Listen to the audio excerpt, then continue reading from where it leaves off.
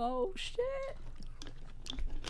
The church of what's happening now is brought to you by Lyft. Let me tell you something. Lyft knows how to treat their drivers. And they know what keeps them moving. So they do everything they can to make sure their drivers are happy on every trip. You understand me? Join the ride-sharing company that believes in treating its people better and correctly. Go to Lyft.com/Joey today. And I can get you a $500 new driver bonus. That's Lyft.com/Joey. Again, Lyft.com/Joey. Number 2, do you know, depending on where you get your mortgage, you could save $20,000 or more, but 80% of people only get one mortgage offer. And if you just go to one bank, chances are you'll get ripped off, period. LendingTree doesn't want that to happen. Listen, when I applied for the house in my loan, I didn't buy a house, but they just offered us a number, and we didn't even check or anything, so I know this happens. I don't want this to happen to you. Are you sure you got the best deal? Well, find out how much you can save today with LendingTree.com/church. Again, LendingTree.com/church. LendingTree, LLC, NMLS number 1136. Terms and conditions apply. Get ready to rock, motherfuckers. Oh, shit. The church of what's happening now is brought to you by Lyft. Let me tell you something. Lyft knows how to treat their drivers. And they know what keeps them moving. So they do everything they can to make sure their drivers are happy on every trip. You understand me? Join the ride-sharing company that believes in treating its people better and correctly. Go to Lyft.com/Joey today. And I can get you a $500 new driver bonus. That's Lyft.com/Joey. Again, Lyft.com/Joey. Number 2, do you know, depending on where you get your mortgage, you could save $20,000 or more, but 80% of people only get one mortgage offer. And if you just go to one bank, chances are you'll get ripped off, period. LendingTree doesn't want that to happen. Listen, when I applied for the house in my loan, I didn't buy a house, but they just offered us a number, and we didn't even check or anything, so I know this happens. I don't want this to happen to you. Are you sure you got the best deal? Well, find out how much you can save today with LendingTree.com/church. Again, LendingTree.com/church. LendingTree, LLC, NMLS number 1136. Terms and conditions apply. Get ready to rock, motherfuckers.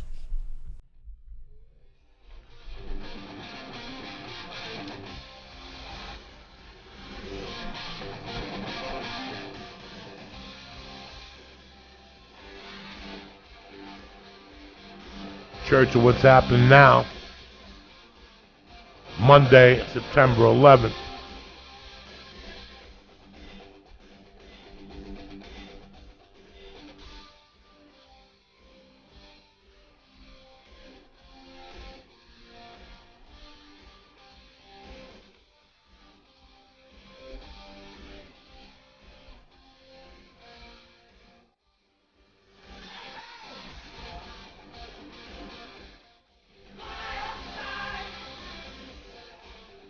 There you go, motherfuckers. It's a beautiful day to be alive.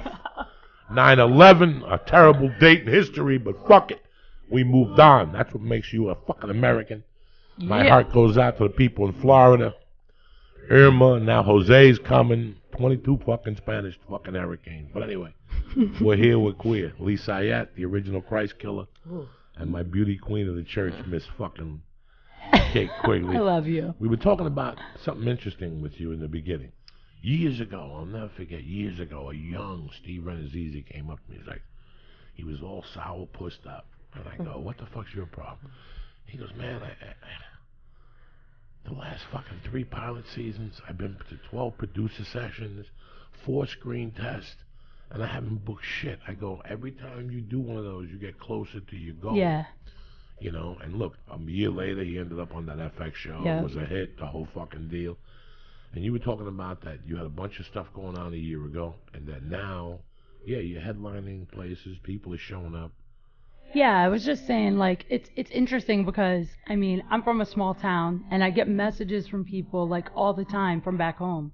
and they're like, congratulations, you're doing so great, you know, like somebody the other day sent me a clip, they were watching me on the AVN Awards, like, it's just weird because people send me that and I'll literally be like in the 99-cent store, like trying to buy food, you know what I mean? Because stuff is, like, it's so up and down, this business, and that's what I was saying to you, like, sometimes you feel on cloud nine. Like I just did like 4 weeks on the road. I headlined. People came, which is a lot because of you. Like a lot of people came. Yeah. Yeah, they come out. And it was great. And the podcast is doing well. Like stuff is doing well. But then at the same time, you feel like nothing is happening because my show got canceled. Last year I was on Showtime. I keep going to like producers on stuff and not getting it. I have a great agent, but I'm not getting tons of auditions. So it's interesting because I think it's easy to make it look online like you're crushing, and then even other comics will come up and be like, oh my god, congrats, it's going so well. But the truth is, it's like the teeniest baby first step. It's like nothing, really. Not nothing, but it's just, I've been depressed. And I'm always like very bubbly online. I'm always very... 2 nice roommates and 1 crazy one. Yeah. Just the same dumb shit that any network comes up with time to time. And I read the thing, and they were going to go a little edgier. Like, Fox was trying to go edgier. This is 2007. Okay. And this guy was like a druggie and a drunk. Oh, wow. So in my mind, it was right before You're like, perfect for me. It was right before I quit doing blow. Yeah. And I'm like, fuck it. I'm going to stay up all night and get coked up and go in there looking like the guy for real. Hilarious. So I snorted coke till about 4. I drank a couple gin and tonics so I could reek like alcohol. And I probably, a method. I probably slept like 4 fucking hours, and I walked in there like at 10:15, and they asked me to leave. Shut up, because they knew right away you were fucked up. Oh, I was gacked up, my eyes. Oh God, my jaw was going. That's crazy. They're like, you're not. Yeah, right that's not the best way to do it. You're not right for this part at all. But it was a stupid thing I did. But the moral of the story is that I just did a movie with Adam Sandler. It came in second to a fucking kids movie, so it really won. We only lost a weekend by $1 million to some animated movie, so we were really the #1 fucking movie. I figured the phone wouldn't stop ringing. I get it. Dog, it didn't ring. I get it. Fucking time. You want to hear the craziest LA story? The first year, and I should always think about this, the first year that I lived here, I used to do paid audience work. I don't know if people even know, like, to a lot of shows, you know, you go, like Chelsea Lately when it first came out, you would sit in the audience, they'd give you like $100 if you were decent looking to sit down in the front so you're on camera, and I would do that for extra cash. So one day I'm doing Craig Ferguson. It was $75. You're there 2 hours. I'm waiting in line to go in. There's a guy behind me, and he looks so familiar. And I was like, hey, man, I feel like we've met. Do I know you? And he was like, oh, I get that a lot. And I was like, no, I'm pretty sure I know you. I'm like, how? I'm like, what do you do? And he's like, well, I used to be on a TV show. Do you ever watch soap operas? And I was like, I don't, but my mom watches them. And he was like, well, I was on General Hospital for like 3 seasons. He was a series regular on General Hospital. And then he's like, but then I got killed off and things have been tough. I haven't been getting work. And he was doing paid audience work. And I remember at the time thinking, shit. Like, because in my mind, I was like, once you get a TV show, you're good to go, No. you know? It's never over. No, No. never. No. It's crazy. No. It's And crazy. it's weird. You said something that I've been telling Lee for years, and I didn't want to believe it. I never wanted to believe it because I thought the world was a paradise. I thought that I knew all the answers. It's not. I thought that people worked 40 hours a week, and on the weekends everybody got Bacardi rum, and you went on somebody's balcony and you were cool and shit. But they don't tell you that Bacardi rum costs $25 a bottle, and there's 18 people there. Right? And you got to pay for 22 fucking bottles. Well, it's different if They you're a don't girl. fill in all this shit. No. So we're raised on this confusion. And then you move out here, and you realize that, first of all, if you go to a beach for the day, let's say tomorrow morning you wake up, you turn on KTLA, and it says it's going to be 98 degrees. Yeah. And you call your hot girlfriend and you go, well, let's go to Malibu, or let's go down to Hermosa Beach for the day. And you go down there and you get in your car, and at 12 o'clock you lay on the beach, you put your suntan lotion on, and you get a call from your manager agent that says you need to be at fucking Paramount at 1:30 for That happens all the and time. that happens all the time. So this is part of your fucking life that has driven me crazy for years, and this is what I tell people. You can't do nothing. You're so right. You really can't. You can't do nothing. You can't. Even when I take like one day, That day I feel that you're guilty. going to go to Disneyland with your kid, you know how many times I've been ready to leave with Mercy and Terry, and I'll get a voiceover audition or a theatrical audition the day of, and you go to yourself, this is what I get for leaving because I knew the rules. You know, that's how I got my SAG card. I never would have got my SAG card. I was at home. And my agent called. It was when Spike Fiersten's show was on the air. There was a show on Fox. It was like a late night. You remember it? Yeah. My agent called and said, hey, they're shooting this sketch. You're perfect for it. If you can be there in 20 minutes, you got the job. And it was my first ever like union job. And if I hadn't been home ready, and not just home, not just home and available, makeup on. I mean, you basically have to be ready to run out the door and hop on camera. Sober. But sober. You can't go fucking drink at 2 PM at a bar. No. Because you never know when you... So I learned this by 2000. I was like, oh, this is a fucking nightmare. Like, I used to go down to Hermosa Beach for pizza. By the pier there, by the Comedy Magic Club. Yeah. Up the corner. There used to be the best pizza you ever had. There were guys from Jersey. We would all meet at the Comedy Store every afternoon, a bunch of comics, and drive down there for pizza. You know how many times I was down there and I sat down and I get a call to go down to fucking Santa Monica to audition for a commercial? Yeah. So you cut it out of your life. You're right. It's a different commitment. I've been trying to take Sundays and chill. Like, I've been trying to take Sundays off. But then, like, even today, my friend got a last-minute Sunday audition. Like, they were having callbacks today for, it's for a commercial. It was for a national commercial. And he got a last-minute, like, straight to the callback. I never hear of that happening on a Sunday, but it can happen anytime. A couple of weeks ago, I had to meet with Ben Stiller on a Sunday. Oh, yeah, you said that. At 2 PM, because that's what they're doing now. This is not, listen, 30 years ago in this country, you could survive by working 5 days a week and taking off and letting your mind cure and whatever the fuck hand job you have in mind. That's not going to happen no more, dog. First of all, you know. You know me so well. These people that take the weekends off and they gallivant on the week, and I see it. I've seen it with comedians. I've been doing that lately. For years. I remember one time a comic came to me who was doing phenomenally, and he was doing it by himself. He wrote a treatment and sold it to Fox by himself. Wow. I mean, this kid was on a roll. Yeah. He was at the store one night, and a big name saw him and started taking him on the road. And I'll never forget what this kid did, and I'll never forget this. He got married.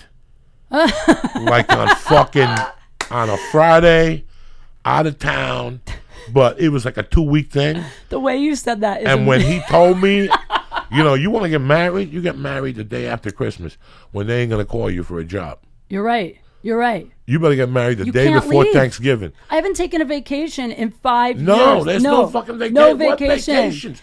Vacation is when you go on the road for comedy and you jet ski. You go in the day early. Yeah. You go in the day early. You do radio Thursday, and that Thursday afternoon before the one show, you're right. You go for your little toop.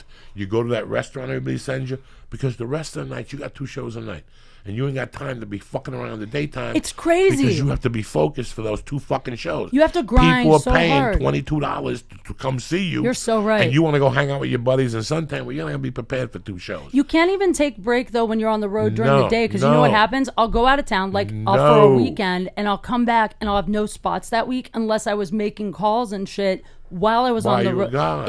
It's never ending. It never ends. And I think that's what happened is I hit this point recently where I'm like, fuck, I'm like grinding, but then suddenly you feel like you hit a plateau, and then it's like that's the moment when it's so hard. You're like, where do I push extra? What do I do extra? But I'm so exhausted. For you guys at home, I'm gonna be as honest as I can with you.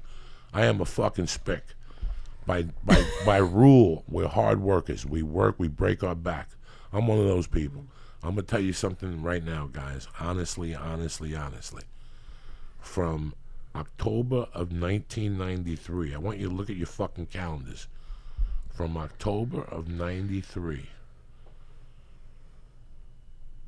to May of 2004. Oh no, to July of 2004. I was out 7 nights a week doing comedy. I'm going to tell you people that from the heart. I started comedy in 91. I thought it was like a fucking 1 a week type thing. Then I did like twice a week. When I went to New York, here I am in the fucking heart of comedy, and I'm doing 3 spots a week where you could do 20. Dude, you're right. Can I tell you something crazy? 11 years I did not watch a TV show. I did not know what Saturday Night Live was. I did not know what anything That's was. how I am too, because you don't, I'm so if busy. you're a real comic, you don't know what anything is But then on people TV. give me shit because I don't know because then when you go out on auditions or you have meetings, like I'll go to networks and I'll have to research what's on the network on the way there because I have no idea. Years. I didn't know Joe Rogan was on. When I first met Joe Rogan and they were like, he's on news radio, I thought he did radio. I thought he did news radio. Yeah. I thought that he was on AM radio. Yeah. And then my girlfriend at the time goes, no, he's on a show on NBC. And that's how you know a real comic. That's when you know when somebody's working. I was just dating a guy who's like an actor, comedian. He was so offended because I didn't know any of his work. And I'm like, I don't watch TV. I literally never watch TV. No, I don't watch TV. I turn on Netflix at night. I fall asleep. That's the only time I even turn it on. And then I pass out watching it. So I don't retain anything. So those years where the years like from year 2, it's like Marco at Jiu-Jitsu. I've been going over there for 2.5 or 2 years, maybe 2 years. No, a year and a half. And Marco's been there for a year. At first, when he joined over there, he was coming in 3 times a week. He quit his job. Now he goes to jiu-jitsu every day. Every day. Yeah. Every day. Sundays, Mondays. And he's getting amazing, right? And he's getting amazing. He already passed me. He's got a stripe on his belt. Wow. Why? Because that's what he decided he wanted to do. Yeah. And he did it. Comedy is one of those things that you dibble-dabble at first, but once you jump into it, you jump into it. Those nights when you stayed home with your girlfriend on Thursdays and you held hands and watched Cheers, that's gone. But it's not even just enough to do spots because it's gone. I do spots probably 5-6 nights a week if I can get them. And then, but the thing is, it's not even enough to do spots at night. Now with social media and shit, you have to be doing something always. You have to be doing like the Hollywood pool party or doing like the Periscope every morning. Or I mean, it's just.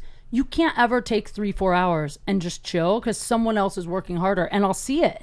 Like, I see it on social media, and I'm like, fuck, these people are doing all these things. Yeah, but here's the thing also. I don't want to live on social media. I want to touch them and leave them alone and let them hit me up and go, dog, where the fuck you been? I don't want to be that guy. Good idea. Because if you're on there all day, now you're just no, you like don't anybody be else. oversaturated and boring. Now you're everybody else. Yeah, that's true. Social media is great, but it's grown into something else now.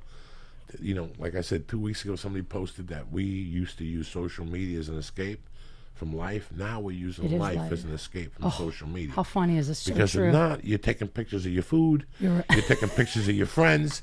You're taking pictures of fucking birds. Right? To show You're your so world. right. Yeah, that's no need for that. I don't want the people to know what to eat. I don't want people to know who the fuck I'm meeting with. I don't want people to know I'm standing in front of a rock. It don't matter. Who gives a fuck about Well, it's all rock? fake anyway. You make your life look however you want it to look, but it's not. Listen, that's this is not who the real. fuck I am. So you need to focus in areas. You know, I get hit up by people constantly. There was this guy last week that I had to be rude to. I didn't want to. And I'm going to tell you why I was rude to him. Since day one. And this is just my opinion as a comedian.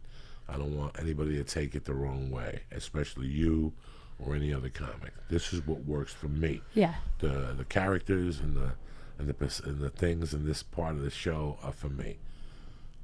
As bad as I was on cocaine, and as bad as I was after a show, I could use a fucking bump of coke. Yeah.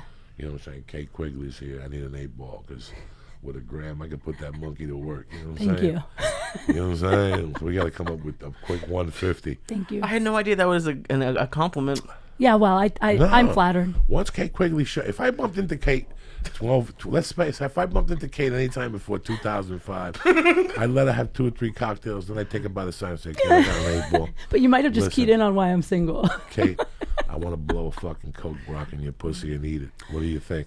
And Kate would look at me and go, give me 15 minutes. If the guy shows up, I'll leave with him. If not, I'll let you blow a coke rock in my asshole. What the fuck? And you sit there, you go get an 8-ball, and you come back, and you know, and you have that little condo in La Jolla. And, and and we'll talk for a while. We'll talk about comedy. I'll take an ear beating from you, and then I'll fucking put a coke rock in your ass. No, I'm just saying. During all that stuff, I didn't sell a CD.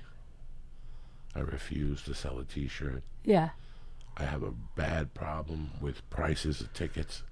You know, I canceled Kansas City Improv this year because they tried to fuck around. I respect the people who come to my shows. I don't like to sell merch either. You feel weird. I don't like to sell merch. Yeah. I feel fucking weird. I had to yell at this guy because T-shirts are not my priority. T-shirts are something that's like a luxury for me. I wish I could buy them and just give them the fuck away, because that's how much they irritate me. Fucking selling that shit. But Yeah. you have to do it today. If not, you're not part of the crew. I didn't sell merch for the money. I sold it because if not, people think there's something weird with you. Like, do you have any coffee cups? It's weird though. Yeah, I it's don't like weird none though. of that shit. When I was on the road with Red Band, we did it the first 2 weeks, and then in Phoenix, I was like, I just feel it makes you feel. It's weird to do the show and then stand there and shill stuff. So I just stopped doing I don't like it. none of that shit. I don't either. But you can. I want you to shake my hand. Let's take a picture and on delay. I don't want to hear your ear Yeah. beating. I don't want to Yeah. take your ear beating. I don't want to do none of that shit. I don't want to see what size you are. I don't want to sign That's your it. fucking It's shirt. awkward. I Take wanna the do, square reader and I run want the to do credit. comedy, bro. Yeah. I want to Yeah. do fucking comedy. Yeah. You're paying money to come see my comedy. Again, prices.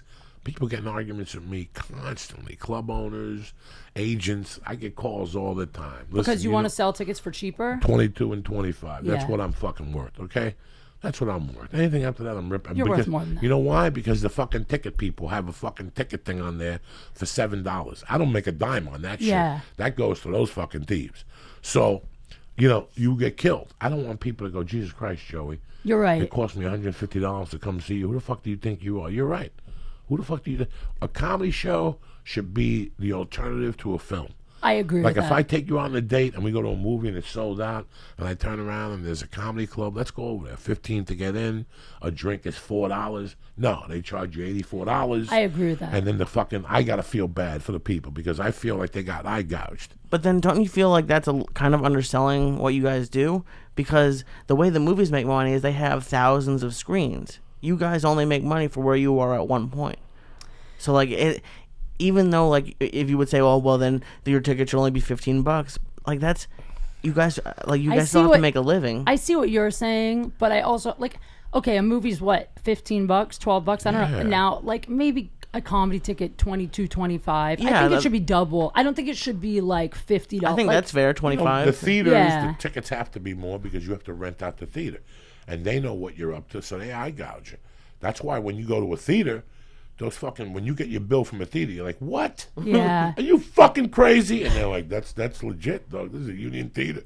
You go a minute over your time, ooh. Well, the problem too, though, is like my favorite audience is like a working class audience. too. They're the most Me too. fun. So I then like- if the I want a tickets are too blue-collar much, audience. yeah, exactly. I can't get them. No. I don't appeal to people who eat fucking caviar and No. steak tartare. I appeal to people who eat fucking steakums and they fart, they scratch their assholes. I think that's and why make their wife smell it. I love all that shit. I don't want to badmouth anywhere, but I think that's why. Like, there's one club in particular I play often that charges a lot. It's like $50 for a ticket, and the crowds always suck. It's always pretentious, wealthy, older. Not that old crowds are bad, but it's just all white people, and it's just like it sucks because if the tickets were $25, $30, then yeah, you get like younger people, like hard workers, like people that are excited to laugh, not people that are like normally seeing Broadway shows that are like, oh, let's see how this will be, isn't it? Like they never even go to comedy. Like it's not as fun. You're right. I just don't like it's so weird when you want to be a painter or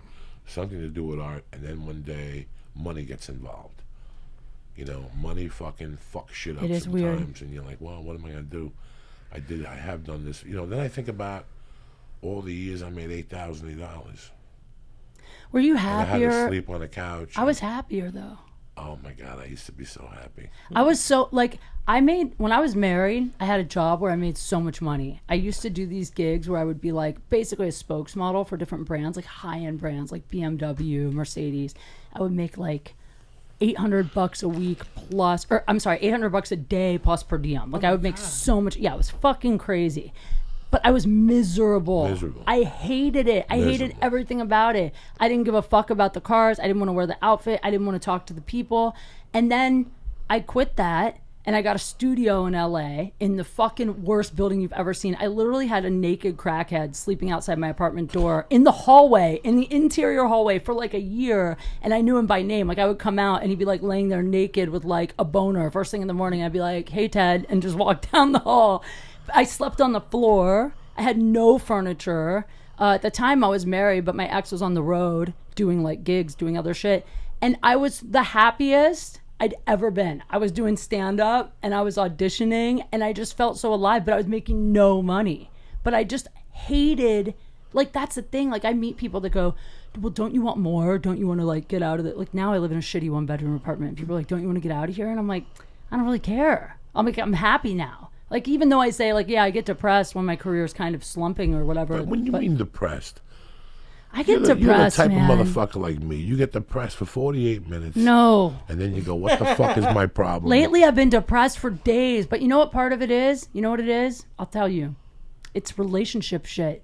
Because the thing is, you can't have, I mean, you do it, you're married, and you manage to do it. But for me, I find starting a relationship, maintaining a relationship, and focusing on building your career is impossible. It's impossible. And you have 92 guys you're hunting. No, I really don't. You're a 93. I don't hump them all. I do date around, but I don't fuck them all. No, here's the thing. I once told a very funny woman, Give up. 10 years ago, came up to me one day and she goes, I don't know what to do anymore. I'm going to bring guys, this. And I said, listen, you didn't move to L.A.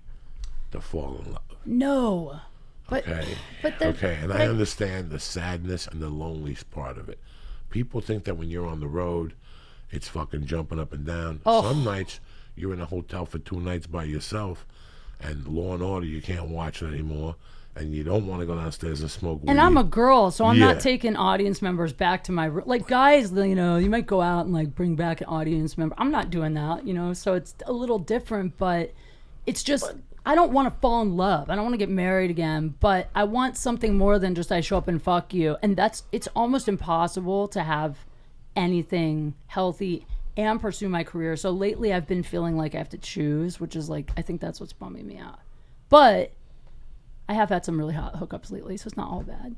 But no, and that's not what I want though. That's it. See, look,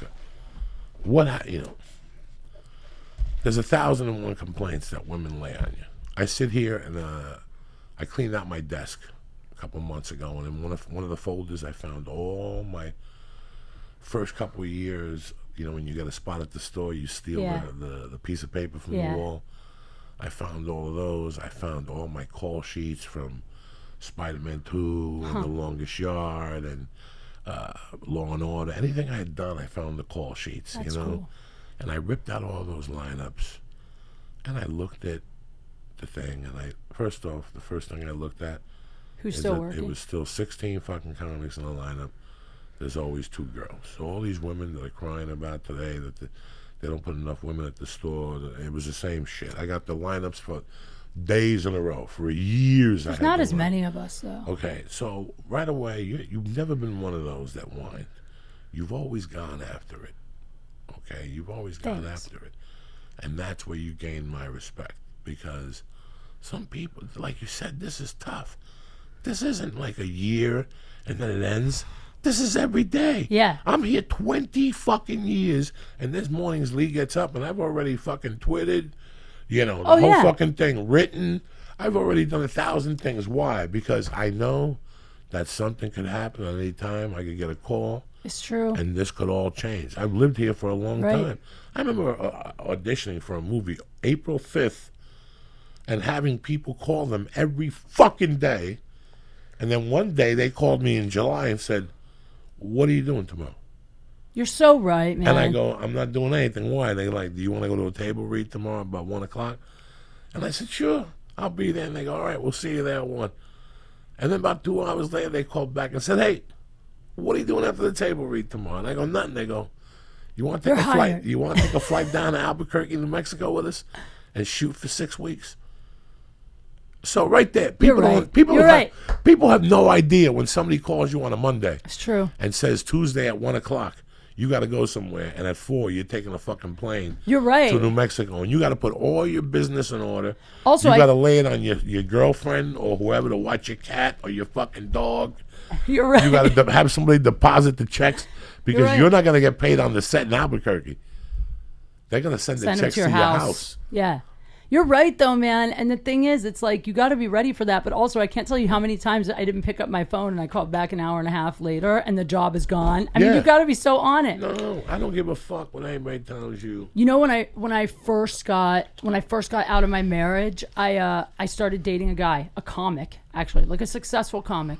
And I remember at the time, I was really into this guy, and you know what he said to me, and I was pissed at the time, but now I'm so glad. He goes, you shouldn't be dating me right now. You want this? You should be out 7 nights a week doing it. You shouldn't be dating anybody. No. And he wouldn't see me anymore. And I remember at the time being like, fuck that guy. I'm going to fucking blow up so I can be like, fuck you, man. And I was angry, but then it motivated me. And then that's what made me start going out and getting up like 2-3 nights a week. Listen, all that lovey-dovey shit. Yeah, I told you're Lee right. one day, I told Lee, I love this kid with all my heart. And I go, Lee, I appreciate what you're doing with Paul. I love it. But right now, if I've lived a life and I fucked up my life. If I could do it all over again, and I was 29, 28, there really would be no love attachment until I made my first $1 million. Because in this new world order, in this new society, and when I mean love attachment is, Kate, I love you. You're my fucking woman. I know. I'm not going to cheat on you. Nothing's going to happen. But, Doc, I don't got time for fun and games. But that is a relationship. I don't have time for fun and games. That is a relationship. You know what fun and games is? Sundays. I don't have time to meet up with your fucking stupid college friends and watch the New England Patriots and have margaritas. I got to work because that's what different. You know those attorneys? It's so easy. It's easier for guys. Bro, I need that. There's agents I know that I talk to on Sundays, and they're going to work. Oh, yeah. No, that's true. They're going to work at their house. You know, attorneys, I love attorneys. Because a good attorney will tell you, I don't know what you're talking about. I don't watch football. They never chill. You go to your office, you're always doing something. Even if you go do 1 hour's work, you're mentally there.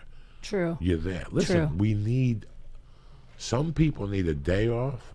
I've trained my mind that I take 6-hour blocks off. Huh. Like a 6-hour block for me, you learn how to rejuvenate in 6 hours. That's impressive. I think that what you just said is what the problem is. It's not physically exhausting, this work. It's mental. But it takes a mental strength to just get through. And it's not as hard, but it's just to always be on call, to always have it, to always be on. It just drain the battery a little bit. Aren't you just always thinking? Like my brain is Yes, always fucking. You have to be. When I was a kid, my best friend was Gearhead. And that's what they called him, Gearhead, because he was always in La La Land. That's how I am. It's Gearhead not even today is worth $10 fucking million. Because while you were thinking of Joseph and why he's not dating you, and if he's dating his girlfriend, Gearhead was thinking about what's important. You said something very interestingly. You said it's very mental, whatever. At the age, in 1994, I got mad at the world. I got divorced, and some people took her side, some people took my side. You know, shit was going on. I was broke. I was frustrated as a comic. You get frustrated as a comic. Sure. And the frustration is you want it so fucking bad. You don't understand how bad I want this. So you figure out how you're going to get this, and you know it's a plan. But I remember thinking to myself this. You know, I tell Lee I love him. I tell Kate I love her. When I talk to Joe at the end, we'd say we love you, the kids I grew up with. I don't give a fuck what you people say, you know, in the sense of your family. I have a tight-knit group of people. You have to mentally be strong and say to yourself, you know what, if this person loved me, he wouldn't act this way or she wouldn't act this way. That's true. I'm getting rid of them. You're right. I'm getting rid of them. You're because right. This is so stressful that you can't. The worst part of this and anything that has your mind involved on a daily is when you get caught up in somebody else's life. That's it. Well, not just You know what? Now I'm living with Kate, and Kate is depressed. The sitcom got fucking, and my sitcom is rocking and rolling. My sitcom is rocking and rolling on ABC. Yeah. And yours just got canceled. So now you're I'm mad. depressed, and then you're killing it, and then there's this weird elephant in the room. Yeah, Yes. totally. I see that. Yeah. And this is why I tell people that, you know what, man, if something in you have to eliminate problems You're on right. your own. And you have to pick, what is that expression? You have to pick your battles. Pick your battles. You really do. You can't worry. You're That's right. why when I hear people talking about politics or the Jets or whatever, and I look at that car that's got 3 dents in it, I go, why are you worried about the Who cares? Jets or Trump or Yeah. Hillary or fucking Pence or any of this shit? Worry where about you got your problems shit. right in Yes, front of true. you. Nothing really started to work for me in my life till, especially with comedy. You know what I used to do every afternoon? I used to fucking get up, smoke dope, write a little bit, go get Chinese, go see if I got check in the mail over on Gardner, and then from there I'd hook up with a bunch of comics, and we talk about our futures, and I realized the guys I was hooking up with had no future. What was I doing 4 hours in the afternoon, hanging out with these guys, getting depressed, and I eliminated them from my life, and next thing you know, we're here. You know, I heard the best quote somebody said to me one time. They said, if someone cuts into your self-esteem, cut them out of your life. Like, if anything about them is making you feel shitty, cut them out. And it's true. I'm pretty good about it for the most part, but occasionally I fall into one. Well, and it's not that. It's just there's people who come into your life and they consume energy to maintain their friendship. That's it. And one day you're like, whoa, whoa, whoa, whoa, whoa, whoa, whoa. I'm sitting over here worried about this person. And I got 2 shows that are sold out. Exactly. Why the fuck am I... Yeah, you're right. There's just so many aspects of the mind. You know, it's like when people first come out here. You ever see a movie star blow up right in front of your eyes? Yes. Tiffany Haddish. Well, no. I'm talking about, like, I saw that fucking dude. The dude that did... they used to be Ahmed's roommates. Vince Vaughn.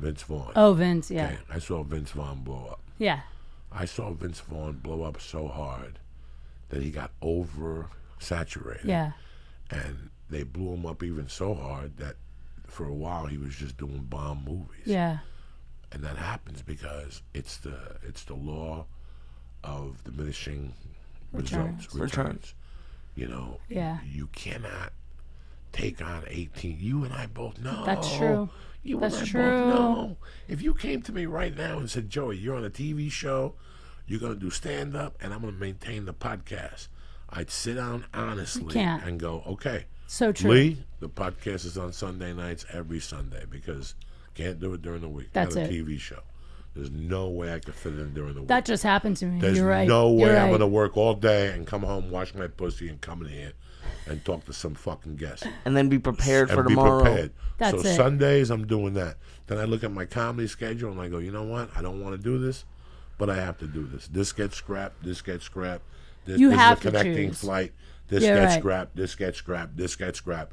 Put Friday and Saturday rooms instead there the whole time. So I could stay home till Thursday. Yeah. You don't want to spread yourself too thin. It's so easy to do. I've seen 20,000 comics over the last 20 years start running with the ball, and next thing you know, that same ball kills them. You know what I think it is? Because I think it's when you're starting out, you want to say yes to everything because you just want anything. You're like, I want exposure. I'll do your podcast. No. But I'm talking about when you first start out, you say yes to anything. And then every year there's a Shabbat festival. Yeah. The thing about Shabbat. Yeah. Right? Every September, the Shabbat telethon. And they do it in Beverly Hills. And I'll never forget, one day I'm in acting class, and as I'm walking out, the acting teacher comes up to me and goes, come here for a second. Some guys called here looking for you. And I go, really? And I read it, and it's some kids. I call them up, and they have like an Israeli accent. They're like, we're doing videos for Shabbat, and we saw you, and we want to use you. It does not pay, but you know, all this shit is going to be seen by 3,100 million Jews. He goes, everybody's going to be there. Spielberg, the whole thing. We cannot pay you. I go, let's fucking do it. They fucking called me on Labor Day. Me and my wife had plans. Like, we had just started. This year? No. Oh, back then. Has to be, because we were talking about it the other day. Shabbat Telethon came on. Hilarious. I go, remember that? And she goes, please, I'll never forget that. We had just started. We had been dating like maybe 2 years. I was always on the road. I'm finally home one weekend. And this Labor Day, we get invited to a party and something. We have like a dinner. Like we used to, our big thing in those days was Sizzler. We used to, like, if we That's still my big thing. If we went to Sizzler in those days, that was to celebrate like movie roles. We go to Sizzler. Amazing. Like if I got a TV show. You win an Emmy. When I got the Chaz Palminteri movie, I went to Sizzler. We spent $35. We're like, oh shit. You're like steak Look night. At us. Oh my God. And those are the stories that you do. Yes, you're right. I was a little happier back then. You were happier. Less but stress. You were, I think the happiest I ever was, if I wasn't dating a stripper, I would have had a much better time. I mean, I had a lot of good No guy has times. ever said that, by the way. Ever. Oh, if my only I God. hadn't had this damn stripper on Oh, my if I dick, wouldn't have had would that have been stripper, she so- was the poison of death. That's what you I said. spoke to her today. I checked up on her because the hurricane was hitting us. You guys became friends? We're friends, man. That's hilarious. Listen, let me tell you something. You had the taste in women that I have in men now. I think you had it. And then you like... No, I dated this chick because I was married. I dated a chick that I was married to a chick that one night, by mistake, I popped it in her muffler. By mistake? Like That's what every guy At says. 3 in the morning, I went for a piece of ass and I put it in the wrong hole. By mistake. And the next day she was furious. She woke up and she's like, I bled from my asshole. Wait a minute. Thing. So I was like, I was married to that. Wait, can we discuss that for just 1 second? Hold Go on. ahead. So you accidentally put it all the way in there? Like don't she didn't remember. say anything like halfway I in, like, hey, wrong, you're in my ass? I don't fucking She doesn't know. want to ruin And then the she mood. woke up in the morning in pain and didn't realize, like, she didn't say She anything the said night something to me the before? next morning. I don't even remember. I'll never forget that the next morning she said something to me and she wasn't happy for a few days. For a few days. I was, I went from being like a lunatic to being settled down for 6 years. I bumped into a few pieces of ass along the way, but nothing too crazy. There used to be this girl. She used to make fucking cheesecake. She was from Hawaii. She grew up in Hawaii. And she used to make cheesecakes at this fucking cheese place. It was it was called like a cheese restaurant, but they made sandwiches. But she worked behind the register. She made cheesecakes. Okay. And she was from Hawaii, and she was tremendous. I met her when I was about 19, and she probably was about 20. She had a boyfriend named Kip. And I was friends with Kip and his Goomba. And we used to go up there, and she would give me a slice of cheesecake. Oh, I bet. She was tremendous. She was beautiful. She was blonde, real big fucking tits, real. Yeah. Like fucking Playmate type tits that were real, banging body. I liked her very much. I respected her. She had a boyfriend. I spoke to her. I talked to her from time to time at the pool and shit. Lee doesn't believe Real it. big And I went to fucking tits. and I went I respected her. I went to Jersey for 9-10 months. I don't know how much I respect. When I came back, she was still there, but now she was dating a Spanish dude, like from Spain. That was a chef at Paul of France. And she was in love with him and shit. Nice. And fucking, we used to double date. Me, the girl I was married to at the time. No, I wasn't married to her. The girl I was.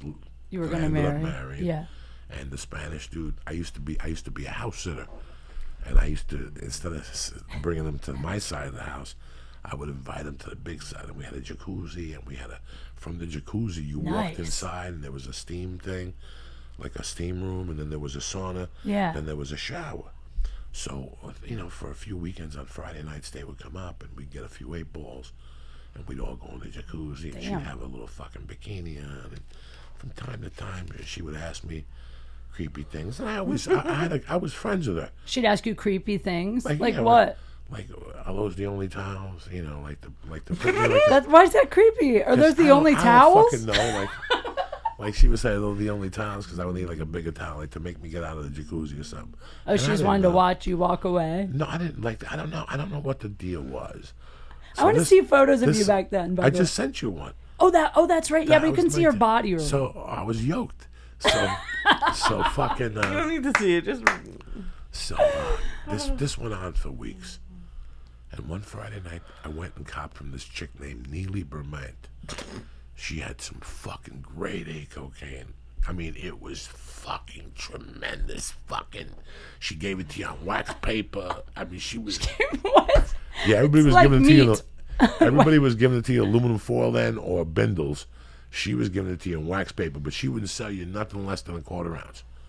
Like you, Oh, and it was $700 for a quarter ounce. The coke was that fucking good. It was right off the clip. They ended up blowing that dude up in his Jeep. The guy she was getting the coke from, Yeah. they blew that dude up in a fucking Jeep and shit. Blew him up? Blew him up with a fucking. That Jesus. coke was coming direct from the fucking Cali No. cartel. Yeah.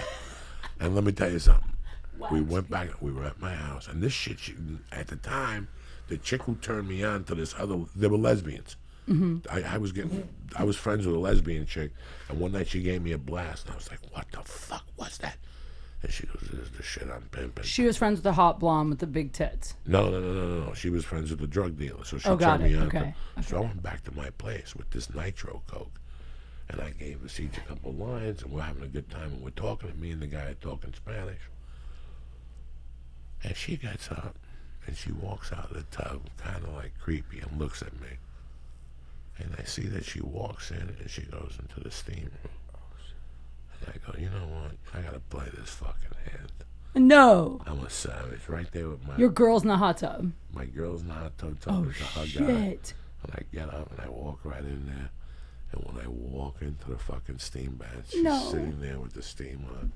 Naked. No. She just had a towel on. No, she had nothing on, just a bikini.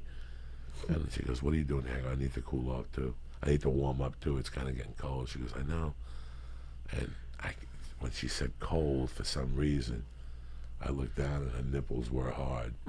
For some reason. And I just looked her straight in the face and I go, "Take that top off." Like I just couldn't take it no more. Did she do it? Fuck yeah. They all do it. I can't believe they all do.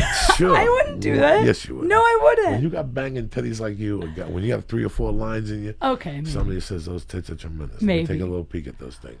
She dropped them, put it back on, and that was it. Oh, that was That it. was it. Oh, Yeah, that's yeah. not No, bad. no, hold on. What do you mean? The story gets deeper and deeper, like the Madonna song. He's in 80 pissed, by the way. He's like, just "What pissed do you mean 'cause that's it?" no one- Deeper and deeper and deeper You're and giving deeper. me such. By the way, this story is making my trust issues with men so much worse because I This is can't believe your crazy. girl's in the hot tub and you're doing I this. come back to the hot tub. We hang out till about 4, but the chef had to go back to work at 6:30 in the morning. Man. And he kept saying that I can't snort at the 4 because I have to be at the restaurant at 6:30. So she was leaving. I said, "I'll see you at 6:30. Just like that, dog. And she looked at me and she went like this. They left. I fucking went back, gave my wife a stab and ate her monkey. She passed out. I gave her one of those Cosby pills. I took a Cosby pill. I went inside, watched porn, jerked off. And at about 6:15, I marched down to a house. Jesus Christ. I was too fucked up to drive. I walked down there like a soldier. No. I knocked on the door. She answered the door with a robe. No. I showed her the rest of the bindle. And I walked out of there at lunchtime with fucking red cheeks and a fucking worn-out helmet. Shut You know what I'm up. saying? You fucked your girl, your wife, not your wife Sure. yet. Then you jerked off. Then you went and fucked her? No. Then he took a walk. Cause I took a walk You to took get a the walk? testosterone coming back. About Oh a my mile walk. God. I walked a mile to eat How her old were asshole. you? I don't understand that. How are you going to justify that to your wife? I was She's- 21 years old. Well, he wasn't married yet. No, I wasn't Well, married. no, I I'm was saying a- like no, his listen. car was there, Cat but he Quigley, took a walk. Cat Quigley, that was a savage dog. Jesus. I walked back in at lunch. She was still sleeping. My wife went to bed at 6, coked up. Oh, so she was asleep at lunchtime. She wasn't my wife. She was my Your girlfriend. girl Let's at the get time. this straight. Then you married. I was 21 and Yeah, she you was weren't married fucking yet. 20. Yeah, you were We kids. were kids. It's fine. Holy shit. I just the walk. But I thing. walked down there. Listen, when you're 21, you get 19 hard-ons, not to mention the blow. And she was beautiful. I mean, just looking at her, I love that. That makes she me. answered the door with a fucking robe on. Yeah, I get. just walked in. We started making out. Did she know you were coming? Did you call her? No, I told her on the way out. I looked at him and he kept saying, You winked. I have to be home. I have to be at Paul LaFonce at 6:30 in the morning. Hold the phone. So I looked at her and I go, I'll see you at 6:30. And she looked at me, she went like this, and I was like, oh shit, this was easier than what I thought. This is. At first I got really paranoid. I thought the boyfriend was gonna call me and say, did you tell her you were going to come over at 6:30? I just said see you at 6:30. And that was the end of it. Damn. But she made the best cheesecake you ever had in your fucking life. Oh, well That's all then. that All matters. right. That's what did it for you, the cheesecake. We went my from fucking God. suffering and comedy back To to a this. filth story. And I didn't Do you even want me get to? Do you want me to tell you my bad Vegas story? No, not yet. Not I'll yet. save it. I don't want you to be depressed no more. You've I'm only actually been okay. You've been I'm here for okay. 11 years, and you have to It goes up and understand down. that it goes, Jesus It goes up Christ. and down. Listen, I got here from 98 to 2005. I was all steam ahead. And then 2006, it kind of weirded out. And then 2007, I got My Name is Earl. I did 4 episodes. He liked me, Greg Garcia. He goes, you know what? We were only gonna do like 10 episodes in the jail. We're gonna do all the second half of the year in the jail. So just show up every week. I was gonna get like fucking 10 episodes on My Name Is Earl. Yeah. And especially during pilot season. Yeah. You know what that's like? Yeah. People watch My Name Is Earl was hot. Yeah. So people are watching you on TV during pilot season. There's a fucking TV strike. Oh, I know. And then the economy went up. So here was the deal.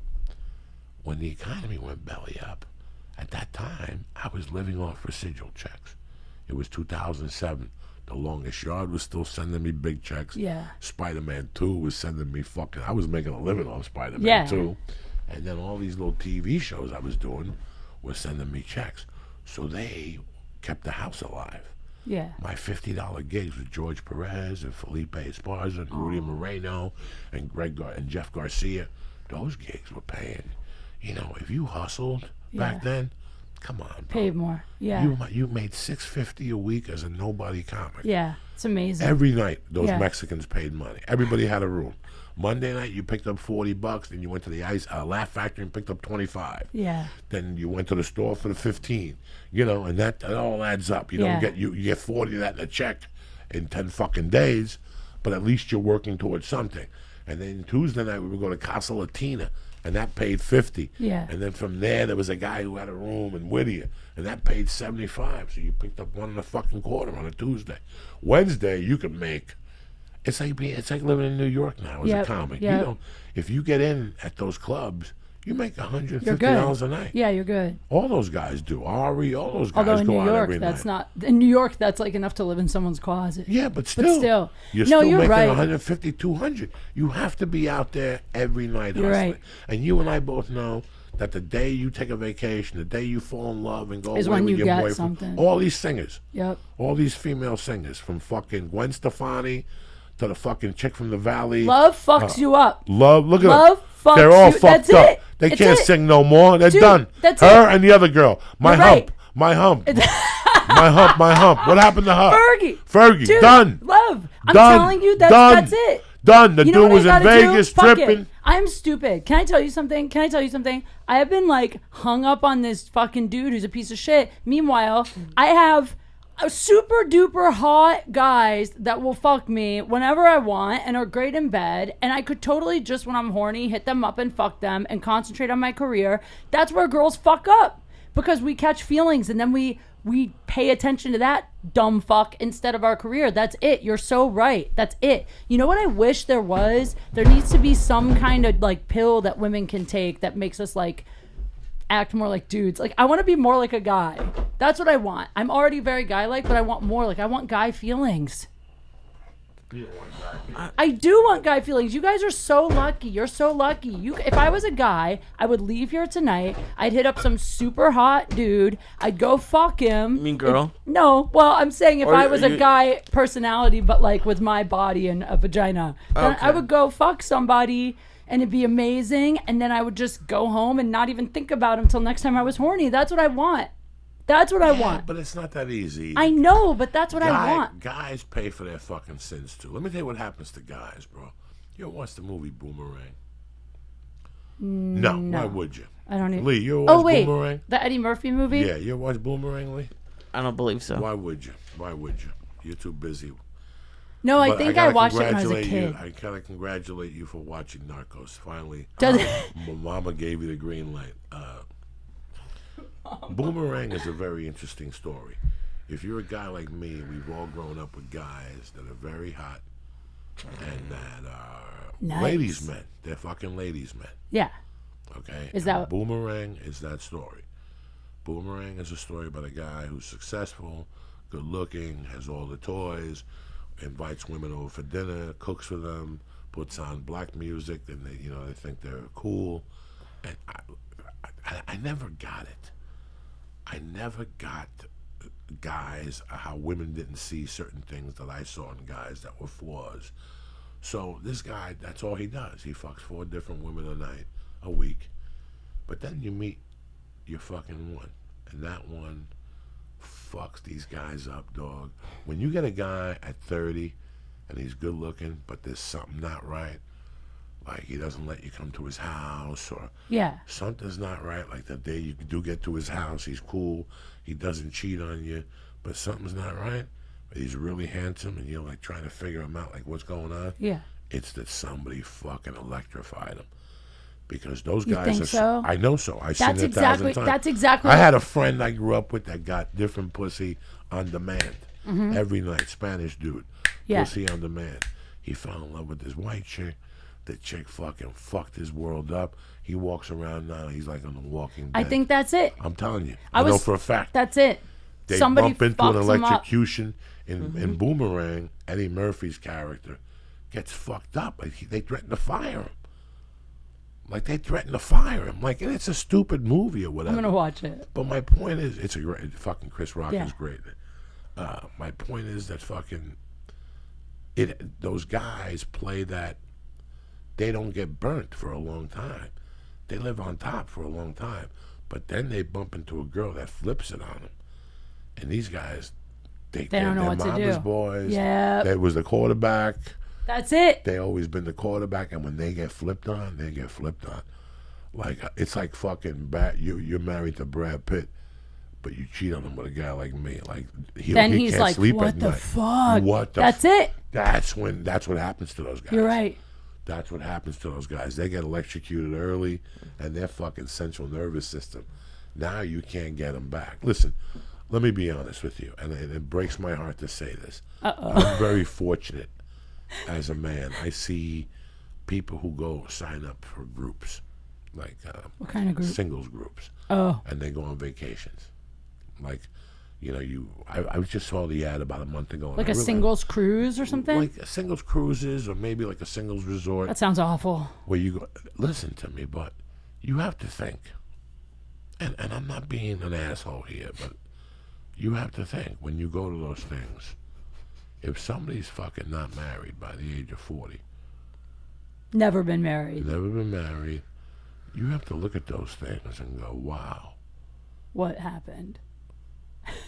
Like either they're retarded, or they really just have bad luck with women. A couple of weeks ago, I was in a hotel, and I was having dinner at the bar, and it was Saturday. As I was walking in, 100 people walked out. It was like I was the kiss of death. But when I sat down, I asked the bartender, "What's going on?" And he goes, "There was a wedding. They were all going to a wedding." I go, "Oh, thank God." So I'm eating by myself, and this guy comes over, Kate Quigley. Good-looking dude. Okay. 35, athletic, well off. You could see that, he was staying at the hotel. Yeah. This was a nice hotel. I was there for a comedy club. The suit was tailored, the shoes were shined. He had his shit He together. was color coordinated to the max. And he ordered a double. And the bartender said, "You here on business?" He goes, "No, I'm here for the wedding." And he goes, "You're by yourself?"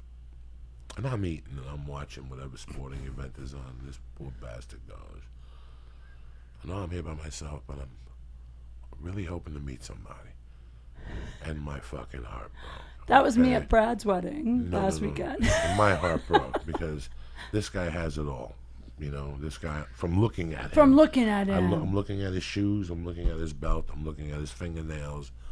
I'm looking at his presentation just after he said that, I wanted to see what this guy was selling or if he was a yokel. I love that you analyze his fingernails as part of the... This is part of the repertoire.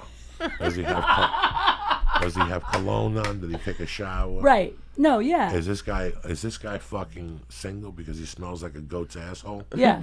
No, this guy was done up. He didn't have a tie on, so he wasn't lying to anybody, which I also liked. He had the button opened instead of having a tie on. That means you're not looking at bullshit people. Okay. And then he had another double, and he walked out. And I went upstairs to my room and did the comedy shows. But that night I thought about that situation. Like, how does a guy like that, 35, 38, is still single? He looks successful. He said he flew himself in, like he flew in for the wedding. And the guy goes, "Is there anybody here you know?" And he goes, "I think he grew up with the groom, but he lives somewhere else now, so he didn't know any of these people. He was coming here blindsided." But I could tell in the tone of his voice that this was a big thing for him. Like he was hoping to meet someone at the to wedding? meet somebody at the wedding. Oh, God. And it broke my heart. I was like, I was always very lucky, you know. I always found some fucking poor woman that would fall for my shit. I never do. I never have a date to this shit. You know, I went to Brad Williams' wedding last weekend. I had no date. And what's crazy is... You fuck 10 different dudes. How the fuck I can't don't- you call one of them and go, I don't fuck a come bunch of guys. spend $10 You know on the me? problem? You know what I realized? The problem is the guys... Like this dude I've been hanging out with, I thought we're dating. We go out, we go on dates, we're out in public, we make out in public. I mean, like, to me, that's dating, right? But then he was like, he actually said to me, he goes, well, if I go to something like that with you, you know, then like everyone's going to think we're a couple. And I was like, who fucking cares? Guys don't want to be seen with me. You know what it is? Guys are embarrassed of me, I think. That's the problem because of my social media. Because it's not Facebook official. I don't know. Is it social media or is it because you're fucking crazy? I am crazy, Joey. Okay, I then am what do you crazy. expect? But wait, I'm crazy, but I'm only crazy. Here's the problem, okay? This is really the problem.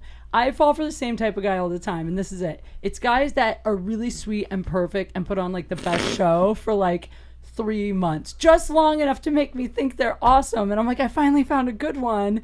And then the minute I cave and I'm like, okay, you know what? I really like you too. Then they fucking like pull back and ghost out or barely text me or stop taking me out or Because just you let them go all the way. You let them take pictures of your pussy and fuck No, you in the asshole. No, Who's I gonna stopped call you letting back? No, I stopped letting guys fuck me in the butt because of you. You're did? welcome. Yes. Once they fuck you in the ass, they're not going to call you back. The flowers end. I don't do it anymore because Good. you told me they won't take me to dinner, and then you were right. So now I don't let guys do that unless we're together. That's so fucked up. That's like my promise ring. My butthole is my promise ring. Yeah, that's it. So you I'm think, like, so you think of Joey every time some guy asks you to do Sure, it? I you got to do. block that muffler. Once you give it away, you're done. Unless you move true. in and he's paying rent for a few months and Yes. you got the car payment going. I even said it to a guy. I said, Joey Diaz told me if I let you, you'll never take me to dinner again. I said that to him. And he laughed. He He knows. cursed you, but he didn't do it. No, he knows. They giggle too because they know.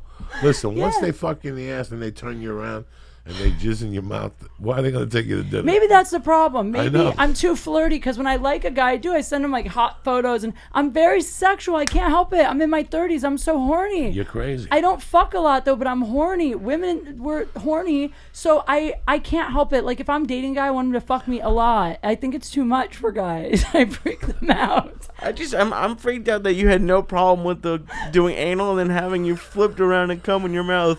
You just blew right past that. You're like, yeah, that happens. Yeah, who gives a fuck? That's another day at That's the just. office. That's another day at the office. It depends how clean I knew I was. I take good care. I'm very clean. No. Listen, the hot ones always take care of the engine. You know what I'm saying? That's how you know. That's If I think I'm gonna have sex, I don't even eat that day. If somebody tells you they're a good piece of ass, when somebody's a good piece of ass, they really take care of that monkey. They don't want you to go away with no nothing. You know what I'm saying? I'm obsessive because my one thing I know I have to offer, this probably shows how low my self-esteem is that I know I'm really good in bed. So, and I keep my shit clean and like everything is, you know, I know a guy is going to want to come back. So that's the one thing that's like my trap.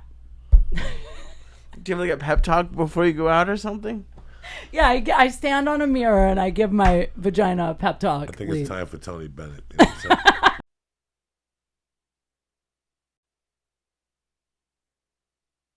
Oh, shit. The church of what's happening now is brought to you by Lyft. Let me tell you something. Lyft knows how to treat their drivers, and they know what keeps them moving. So they do everything they can to make sure their drivers are happy on every trip. You understand me? Join the ride-sharing company that believes in treating its people better and correctly. Go to Lyft.com/Joey today, and I can get you a $500 new driver bonus. That's Lyft.com/Joey. Again, Lyft.com/Joey. Number 2, do you know, depending on where you get your mortgage, you could save $20,000 or more, but 80% of people only get one mortgage offer. And if you just go to one bank, chances are you'll get ripped off, period. LendingTree doesn't want that to happen. Listen, when I applied for the house in my loan, I mean, I didn't buy a house, but they just offered us a number, and we didn't even check or anything. So I know this happens. I don't want this to happen to you. Are you sure you got the best deal? Well, find out how much you can save today with LendingTree.com/church. Again, LendingTree.com/church. LendingTree, LLC, NMLS number 1136. Terms and conditions apply.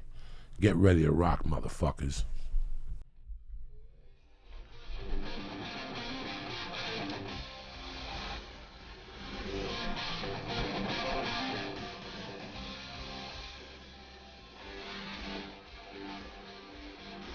Church of what's happening now.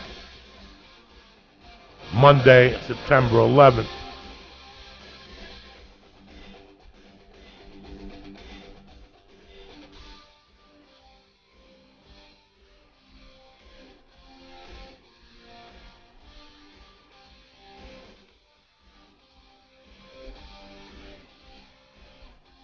Down the Beard of Wisdom, Brian O'Shea, Roz Dude, who gave us some tremendous weed, fucking family to the church, David Macca, a bad motherfucker, and Indy Guna. I love you, cocksucker.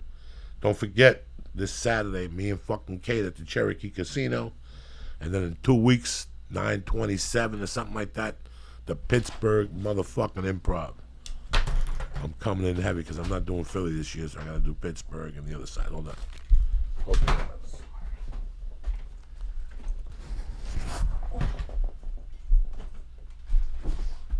All right, so what the fuck happened to you in Vegas? Oh my God. All right. I really, really want to name the name of who this was with, but I'll tell the story and people will probably figure it out. By the way, this has never happened to me before, so it's not like I do this all the time. No. Okay. Never. So I'm in Vegas. I'm doing the Laugh Factory, and I was there for a whole week. So I have a friend in town who is more like an acquaintance, a guy I've hung out with a few times, who's performing in one of the shows in town. This guy is the hottest. I mean, he's a very famous, very hot guy, actor, model type. Like, he would be like Halle Berry if he were a chick, okay? So we've always had a flirtation, but I never hooked up with him because I had a crush on one of his friends, so I didn't want to ruin my chances with the friend. So whenever we would hang out, I would kind of blow him off.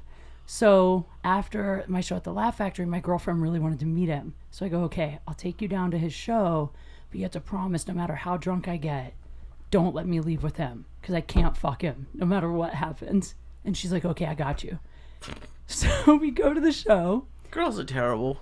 Well, no, not really. I'm trying to be safe. I like his friend, right?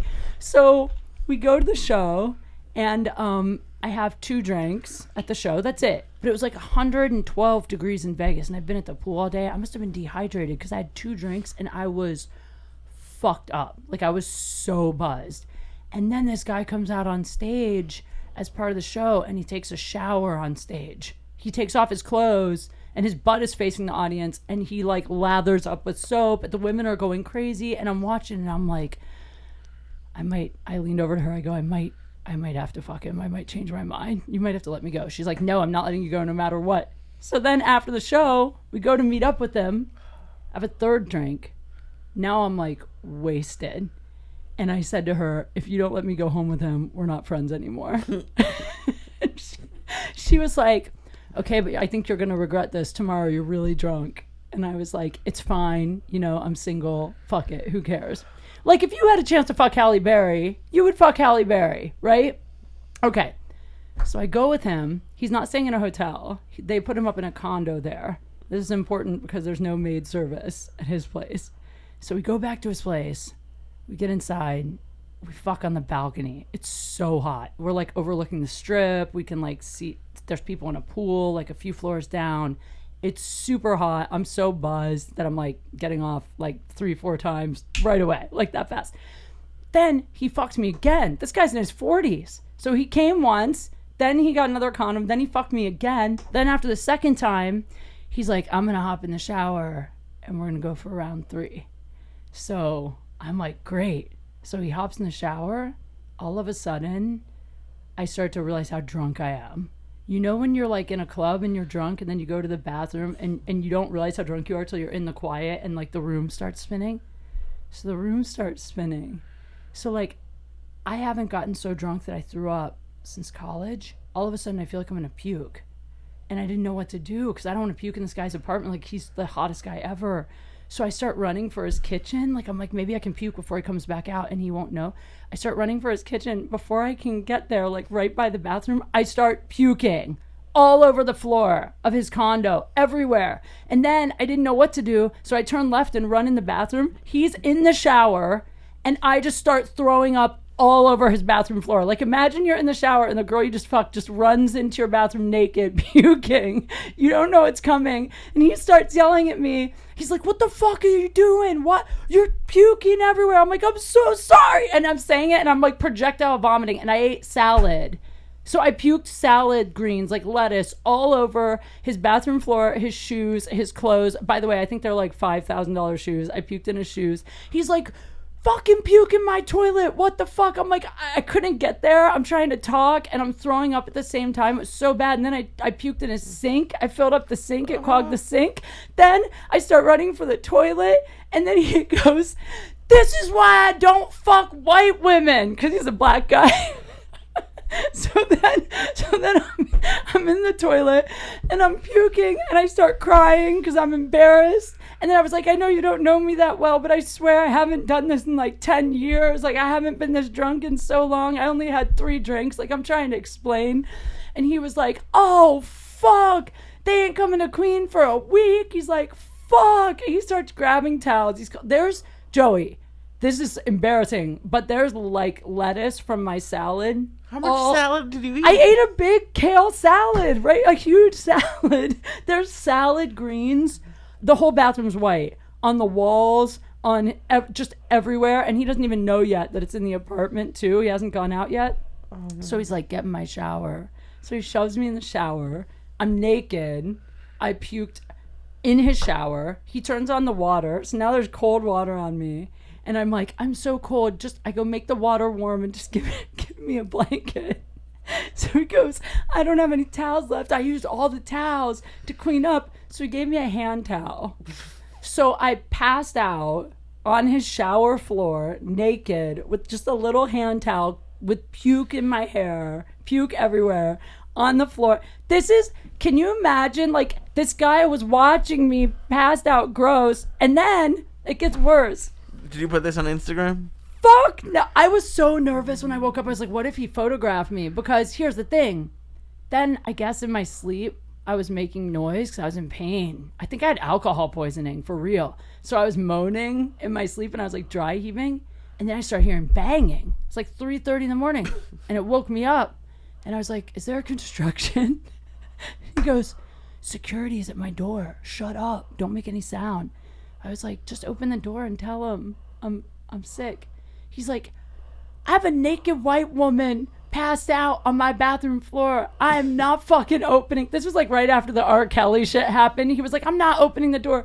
So he wouldn't open the door. Security's there for like an hour banging on the door. Why? Because they could hear me moaning. I was moaning. I was like, oh, I was like dry heaving, Joey, for like 2 hours. Oh, no. I was so humiliated. And I kept apologizing. I kept telling him, you don't know me, but I haven't done this since college. I've only met this guy like 4 or 5 times. So then I finally fall asleep. I sleep quietly till 4:35 a.m. I wake up. I stumble out. This poor guy is cleaning my puke still. I stumble out. And by the way, all my friends are like, he's such a dick. I'm like, no, he's not. I would be pissed too. I'm not even mad at him. But I stumble out. I'm like, hey, can I get like a t-shirt? I'll just sleep on the couch. He was like, fuck that. You leaving. He's like, you're not staying over. And I was like, I don't want to put my clothes back on. I was wearing like a skirt and like, I don't want to get redressed. He goes, where's your phone? I'm like, why? He's like, I'm calling you an Uber. I'm like, why don't you call it on your phone? He's like, I am paying for your Uber. He wouldn't even pay for my Uber. So he took my phone. He called me an Uber. And then I went to put my heels on. He's like, don't put your heels on. I don't want the neighbors to hear you. Like, he didn't want anyone to see me. He was like so embarrassed to have me in his place. So I had to walk out, puke in my hair, walk down the hallway carrying my shoes. You want to talk walk of shame? Walk downstairs, call a fucking Uber, and then go back to my room and walk through the lobby of the Tropicana like this, like, and go up to my room. And then the next day I texted him. We were supposed to go shooting. We were going to go gun shooting the next day. I texted him. I go, I'm so sorry about last night. I swear never happened to me before, but I'll pay for a maid to come clean up your place. You know, he just wrote back, I'm good. Have a nice life. And then you don't understand. This is the hottest guy I've ever fucked. 1, 2, he could have been an ongoing, like, great booty calls. Like, he could have been the booty call. He was so good. We had chemistry. It was great. I don't like him, really. You know what I mean? Like, he could have been, like, my ongoing situation that I have no feelings for. And I ruined it. I puked everywhere. You need to eat more than just kill next time. Let me ask you something. Want a guy puking in your fucking house? No, but it's not my usual routine. But if they ain't puking, it's something else. I never had a guy puke in my house, but to be fair, I've never puked at another guy's house. Once I did puke in a car, but that was when I was 22. The last time I puked, I was 22. But the reason I told this story is just because, even though it's so embarrassing, it's so funny because it couldn't have been worse. It couldn't have been a worse person. Well, it could have been worse. How? If you puked on him during sex. You know what's funny? People say that, but I feel like then at least he would have been like, well, like if I would have, you know. What, like, did he fuck you like into sickness or something? No. I don't know. Like at least if it was in the height of the moment, I could have some excuse. Maybe I could say like, you know, I don't know, choked on his dick, or I just came so hard I puked. I don't know. But I mean, like, I still feel bad. And I hope he hears this. And I just want to say I'm sorry. I really feel bad. This is why I don't fuck white women. He said this is why I don't. And then also, but here's the more interesting thing. More. The friend who introduced me to him that I have the little, like, crush on, which probably now we'll find out about this. He said, like, if the guy's name was Jack, he said, this is the Jack curse. Meaning, like, this has happened before with other women that this guy has introduced him to. Like, apparently he has, like a number of women that this guy introduced him to that ended up pulling some crazy shit on him. Oh, my God. But, so, I'm sad. Do you think that I can fix it, though? No, probably not. Do you think there's any chance? Like, honestly. No. Okay. No, you're done. Puke kind of ends it, especially if it's not like into the relationship. Let's Does pretend puke I knew end you it? for a while. No, because I had a friend that I was friends with in Boulder, and we had like a little cocaine fling one night in Boulder. And then 2 or 3 years later, I went to Miami to do the Coconut Grove Improv, and she called me. She goes, I live in Fort Lauderdale now. Do you want to get together? And I made her come down, and we got a package, and went back to the condo, and we did some disgusting things. And then there was one point where I was just watching the news. I was coming down from coke, and she got sick. How? But, like, did she just puke in the toilet, or did she puke everywhere? She puked kind of everywhere because she tried to go for the balcony. And she puked. She was going to puke off the balcony? Yeah. You know. Hey, man, I've been See, there. it could have been way worse. You got to do what you got to do. I wouldn't puke off the balcony. What if you hit someone? Oh, you're going to hit someone. I would dry heave off that balcony in Miami tons of times. You did? I was a dry heaver. That's why I don't drink. That's what I did. Well, see. I'm a dry. Listen, when you wake up from a hangover, there's an acid in your stomach. Not to mention you did blow or you ate some fucking pills. So that shit's in your stomach. So the first thing you do is you drink some fucking iced tea, right? Why iced tea? I don't know. Something with lemons in it, something to get that acidity down, something. And then you go outside and you stick your finger down your fucking throat. I can't do that. And I'd puke every piece of alcohol out of my fucking system. You could feel the hangover, I don't the do headache that. soothe. Really? Once that shit got out of my system, I just work out. I sweat it that white out. foam. Oh. That white foam comes out, then you're done. Now you're ready for something greasy to synthesize the fucking cells. You can put you can put the finger down your throat. Yeah, I love that you picked lemon as the most non-acidic. Like that's I the don't most fucking acidic. know. I don't even know what I'm talking about. But this is what worked for me. Well, I can't make myself puke. If I could, I would have That been was the only bulimic. way I could get rid of that hangover. Really? Is by sticking my finger down my throat and puking out that shit from the beer or what the fuck I was drinking the night before. But here's the thing, you know me. I mean, I have 2-3 drinks all the time. I never have more than 3, but I have 2 or 3 all the time, and I never throw up. I'm a very controlled. Lee, what's the first thing I tell you before when I call you at 5:30 every night before a podcast? Eat something because we're gonna go deep. Yeah, but 3 drinks. Doesn't matter. You don't know how it's all gonna you had hit you. was kale. You never know how it's gonna hit you. He gave you a dose of good dick. You know what I'm saying? It was the He day. rocked that little clit. He threw your equilibrium That's off. the bummer. He was He so made good. you go back and forth. So he fucked up your equilibrium. And the next thing you know, Right. you got sick. That's what And he happened. wasn't lazy. That's the thing. Like, you know, I don't like to hook up with famous people because they're usually lazy and bad because they get so many women. They don't have to try. He wasn't lazy. It's such a bummer. I ruined it. I'm going to try. You know what I'm going to do? I'm going to try to find a way to weasel my way back into that situation sure. as just a part. No. That sounds because like a then nightmare. Then he's going to make you do something you don't want to do. Like he's going to make you blow one of his friends or something during the party. I'm not going to do that. All right, then don't I go don't over think there. you would do that. Sure he would. We'll see. All right. It just sounds like you're gonna stalk him and just like end up outside of his No, condo. I wouldn't. Actually, I'm crazy, but the only crazy I am is texting. I'm not crazy in any other way. I don't show up at guys' houses. I don't stalk social media, but I'm a crazy. I'll send a guy like 50 texts, and I honestly do like. I mean, I joke about it on stage, but I really do. Like my mood changes and then I change directions, but I don't wait for them to respond. So I look completely schizophrenic. Let me ask you something. If you were a guy, would you date you? Like you don't need Date? a therapist to give you this answer. But here's the Why thing. would you date you? You text all fucking day. No. I don't Drive text me all. fucking crazy. You know? Joey, I don't text all day. Here's the thing. If a guy, this is the problem. If a guy that I'm really into is into me back, I just relax and I have fun with it. The minute I trust him, I'm so chill. The problem is the guys that are really into me that will give me what I want, I never want them. You know, I spent the day yesterday with... Don't say it. No. I won't say who. But I spent the day yesterday with a really wealthy, successful, hot guy who has an amazing house and likes me so much that he paid my personal trainer to come to his house and train us together. And then he made me breakfast. And then we hung out all day, 2 days in a row. And he's so respectful. I barely text him. I never give him any shit because I'm not as into him.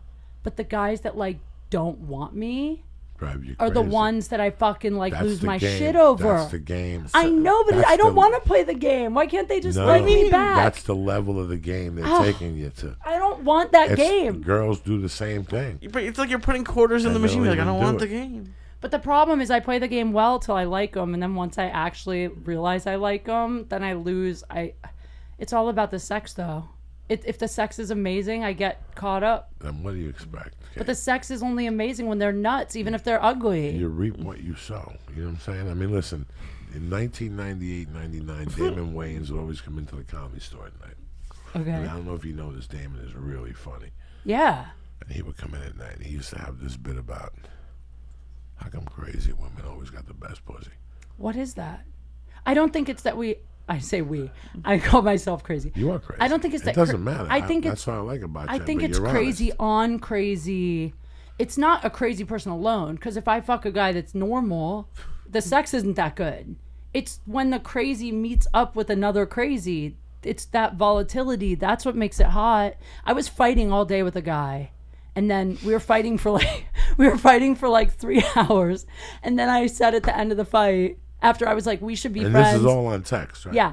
Because he won't talk on the phone. But after like 3 hours, I was like, after me being like, we should be friends. You're a piece of shit. I'm so tired of you. Fuck yourself. After all that, I was like, did this fight make you want to fuck really bad? Because I really want to come over and fuck tonight. Like literally, like the fighting makes me want to fuck.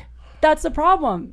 The fighting makes me. I love the fighting, the angry. You have no idea. Are there more women like you, or are you normal? Oh, or? no. I had a girl. This is the same thing. I think that this is normal. Oh my god. This is normal for many women. That's why women create drama. It's a pattern. It's But I'm trying to change it. I'm seeing the Laugh Factory therapist. Oh, are you the one on Monday nights for $22.50? She's free. It's free. So that feels like a Twitter bio line. I'm seeing the Laugh Factory therapist. I really am. I'm trying to get healthy. She can't prescribe though, so she's not that great. Kind of a bummer. But I'm trying to get better. I want to start liking sane people. I just have to figure out how. It stems from my childhood. It's gonna be You fine. gotta reprogram yourself. I'm trying. I'm gonna give more attention to the guy that paid the trainer, and you know, That's it. I love like you. Oh, But you I'm gonna lower my love- standards to the millionaire with the You big love, house. you love being a loser magnet. It's not. They're not losers though. They're not fucking winners either. They're not doing nothing with you, so they're losers. I mean, you have to sit there and be real as a woman and go, why am I attracting these fucking losers? But the thing is, they're not losers. Like this dude, he does take me out. He takes me out. So it's not like it's just a booty call, you know, and he does like text me and stuff. He won't give me the intimacy that I want. Like he won't let me sleep over. He kicked me out at 3 a.m. That's why we were fighting. He made me leave at 3 a.m. Isn't that the opening to Bridesmaids? He kicked me out at 3 a.m. and I was like, why can't I just stay? And then we'll have sex in the morning, then I'll leave at like 8. And he was like, I just don't want you to think that we're a couple. It is the opening to Bridesmaids. And I was like, I don't think we're a couple. I'm just tired. And he's like, you live a mile away. Drive home. He made me leave. And that's the problem. I want the guys that kick me out at 3 a.m. It's going to be fine. Did you steal like a water or something on your way out? That's what I would do. If someone, I'd get pissed off. Yeah, I took home a water. Or something. You lead I a don't very know. interesting life out here. You really do. It's not really. And though. eventually you have to choose between the crazy life and these fucking chicks that are leaving here with $100 million. Well, this is the thing. And then you can fuck anybody you want. You can jump up and down. You can get chlamydia, give chlamydia. But that's the thing. I can already fuck anybody I want. That's I what I'm want saying. more than that, but I don't want a marriage. I just want a little. I want to be able to spend the night. That's it. That's not that much. I want Well, to you come was- over after my set. We get takeout. We fuck. I spend the night. We fuck. I leave. We flirty text. That's it. You're going to get a lot of And you applications would after this podcast. you would just stick with him, that one guy. I mean, honestly, if the sex is awesome and I like somebody, I don't feel the need. I'm not like a dude. I don't feel the need to like hook up with a bunch of guys. But if that's what the guy needs, you know, and I happen to meet a like male supermodel in Vegas, maybe an occasional hookup, maybe, but I don't look for it. Okay, you were talking about being a woman and having a man's perspective. Yeah. Okay, I used to have this friend. Hot little piece of ass. For years I could never figure it out, but it really wasn't my business to figure it out. She was a dear friend of a dear friend's. But I was watching her one night. Watching her. Like just watching her, and then she would travel with my buddy from time to time, and I would try to figure out what her deal was. And one day I went to a comedy club. And one of the comics was talking to me about 2 weeks ago. There were these people here, and they were talking about you. He told me the comic's name, and I go, who else? And he goes, that broad. And I go, how was she, man? Was she good in comedy? He goes, yeah. He goes, but it was crazy. On the last night, before she left, she picked like some fucking random guy. And she just went off. Like ass, pussy, come in my face, tie me up, choke me, the whole thing. My jaw dropped. She was saying that there at the. No, she wasn't saying nothing. How did they know about it? Because this guy was telling me the story. And the first time I heard it, I'm like, I don't think so. I think this is just a young comic talking shit. But throughout the years, I heard more and more horrible stories about this broad.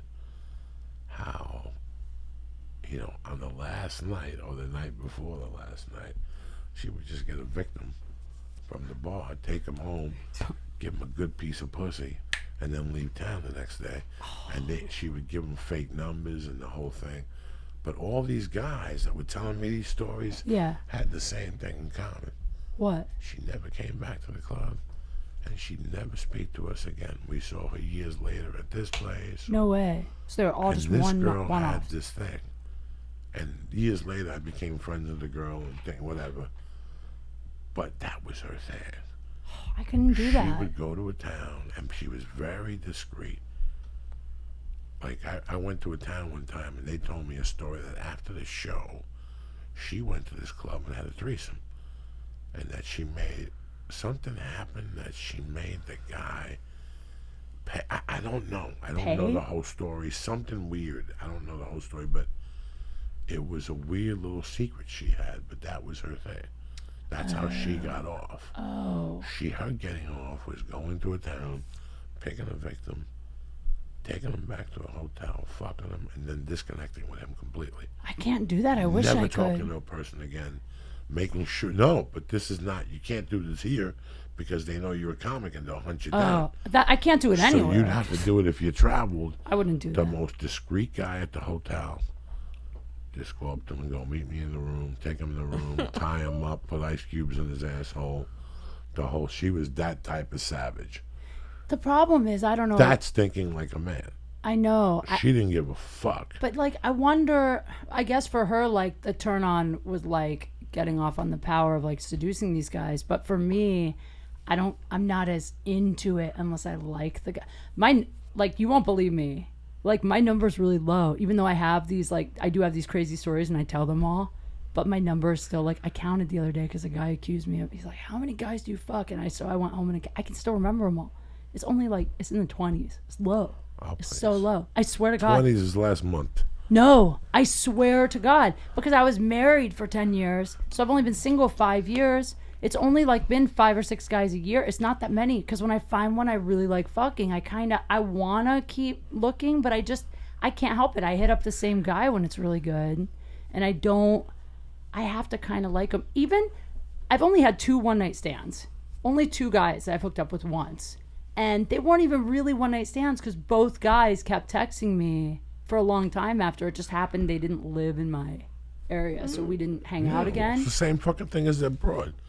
Yeah, but I'm just saying, like, it's so rare for me to meet a guy and be like, I want to fuck you right now, and then do it. Like, I don't know. I don't know if it's because I'm paranoid or if I have to trust him to let him in my room alone. I don't know, but I don't do it very much. I really can't. Is that weird? God bless you, man. A lot of kinky shit happens. A lot of crazy fucking shit happens. But I love kinky, dirty shit. Oh, yeah, but that's after you know the guy. That's it. Like, after you know the guy, like, if you... That's it. Even the couples I've had threesomes with, I have to kick it with them a few times before I'll have... Like, I've never met a couple and just had a threesome, like, on the spot. Like, I can't do it. I have to like them both. What do you do with them before the threesome? Well, like, there was a couple in Vegas that came to see me perform in Vegas. Are they still following you? The guy, actually, they broke up.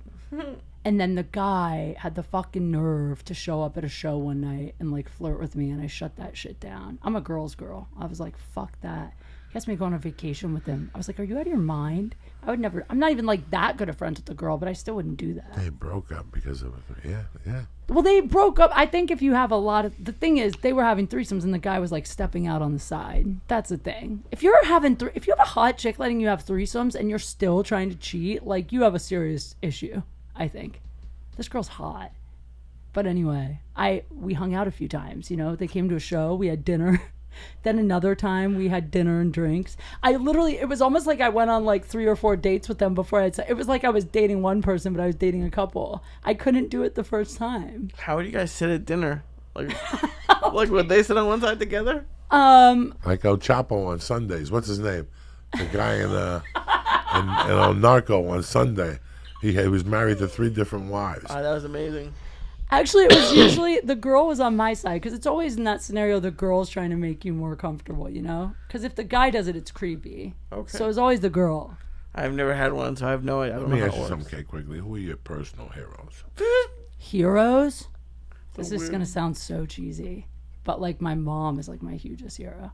I mean, that sounds so dumb, but my mom was single. I think that's the way I am with guys too. Like, my mom was single and my mom would never take help. It's like we lived in a pretty expensive neighborhood and my parents split up when I was in 4th grade.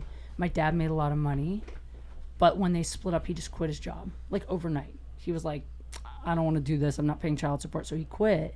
So my mom suddenly picked up 3 jobs to keep us in the same school district and like doing all the shit we were doing. So she never slept. It's crazy. I never felt like a poor kid, even though we were. I took every class. I took like karate. I played soccer. I was a dancer. I did all this stuff. My mom would sleep in the car, and then she worked nights, and then she worked days, and she wouldn't take help. I think that's actually in some ways like I remember one time we were at a grocery store, a guy in line behind us, my mom's card got declined. And this guy tried to pay for our groceries. And my mom would not let the guy pay. And then finally, she took his address. He paid with cash. And then she took him cash the next day and dropped it off.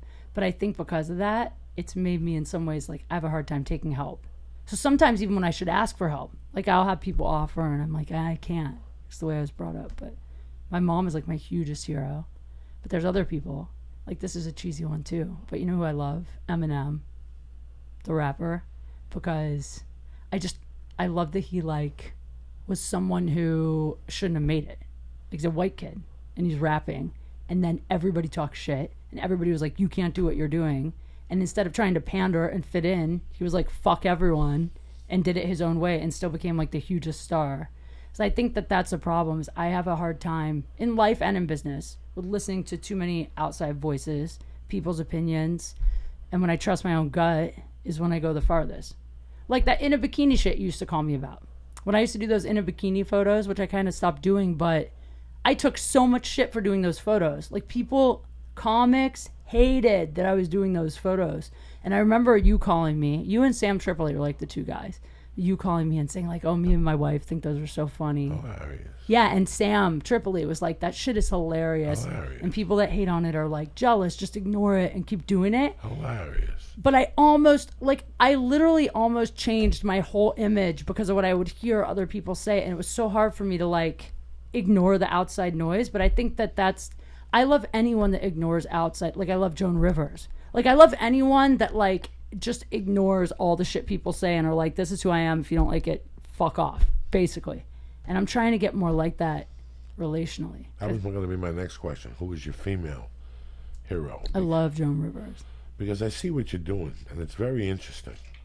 You know, like you said earlier, we were discussing the situation in your career, the humps and the bumps, you know? Yeah. But that's one thing about you, that you're always, and there's times I look at pictures that you post, and I'm like, what the fuck is she doing? I know you call me. And in the back of my mind, I'm like, she's keeping her fucking career alive. She's trying to do anything to stay. That's what social media is for. See, that's what we have the advantage of. If you get on a show tomorrow, if you get on an ABC show, Modern Family, when the show ends, you're still going to retain the people who watch that show. Yeah. Because you're going to communicate with them. It's not like now that people don't talk to Kramer or whatever the fuck. You know, now it's different. We live in such a different social climate now. So true. That you can retain these people and do comedy and they'll still come to your shows. Sometimes I do mess up. I mean, the thing with social media that I do is I used to be really smart about brand imaging. Like I have a marketing background, so I think that's why I had good luck on social media, because I see how you have to brand yourself even when you're an artist. You have to still create like a brand image for yourself like you do, you know. But the thing is, sometimes I'll have moments where I'm just in the mood, or I'm not going to lie, like sometimes as a girl, there's moments you're like, I just want some attention, or I think something will be really funny and I want to push a boundary. Like when I did that video of me peeing on the tennis court where I showed my whole ass, I thought that was so fucking funny, and I knew people were going to talk shit, but then I was like, this is one, going to get 1 million views, 2, people are going to talk shit, which is fine, 3, it's funny to me. So I fucking did it, and, you know, a lot of people did text me and say, like Red Band even texted me and goes, are you doing porn now? What the fuck? Like, he didn't like it, but Kreischer, like, reposted it and liked it. And, like, the thing is, it's just, who knows? This town is a crapshoot. You throw a bunch of shit against the wall and you see what sticks, and there's times that I think maybe I go too far.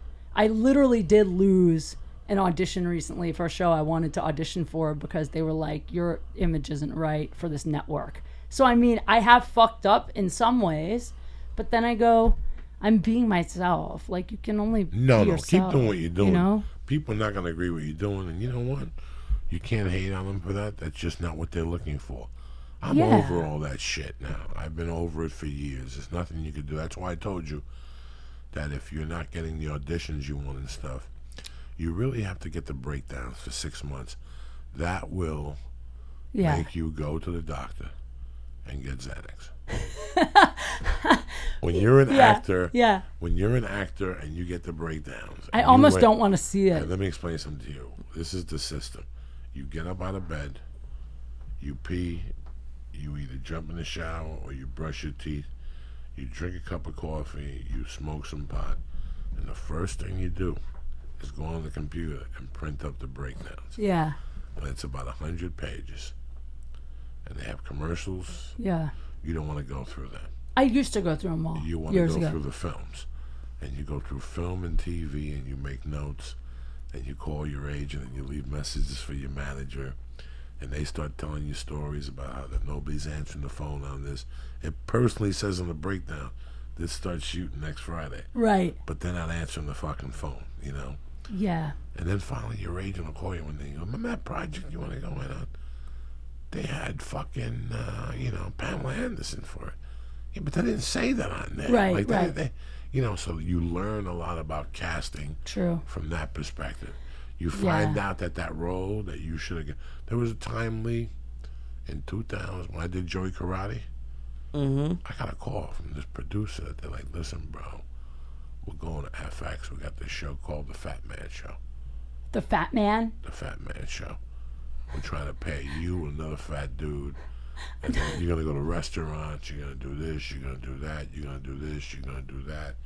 It's going to be tremendous. We're going to shoot a pilot in March. It was like December. This guy jerked me off to a week before the pilot shoot. I was furious. I almost jumped off a fucking building. I wanted that fat show. Yeah. They ended up using a kid from the I.O. and some other fucking comic that wasn't even on the road. They shot a pilot, and FX didn't pick it up, so I didn't lose no fucking Didn't sleep. matter. Didn't matter. By the way, don't you love though the gruffness of Hollywood? How they call you and go nowhere else would someone call you and go, "Hey, we have this show called The Fat Man Show. We think you'd be a great fat guy." I chased them. I chased them when I saw that they were doing it. You're like, "This is perfect." I chased them. Yeah, I wanted something that shot at Gower. Right. I want to shoot something at Gower. It's easy. But it's so funny the way they talk. Like when I got my Playboy TV show, they said to me, I will never forget my first production meeting. I swear to God, they said, "Kate, you know why we love you so much for this show? Like, you're cute, but you're not threatening. Like, you're not the kind of girl that other women are like, oh shit, my husband will leave me for her. Like, you're just, you're average, but you're like a little above average." Like, literally they were, and I was like, I'm here and I can hear this, right? But I mean, that's in Hollywood, like they almost forget that you're a person and they're like, you're basically you're a shell. And they'll be like, what's great about you? You're real looking, like your roots are shitty, like your skin isn't perfect, like you could use a little work. Like that's how they literally talk to you. I think it's hilarious. But I also like it because, it keeps me insecure, which I need.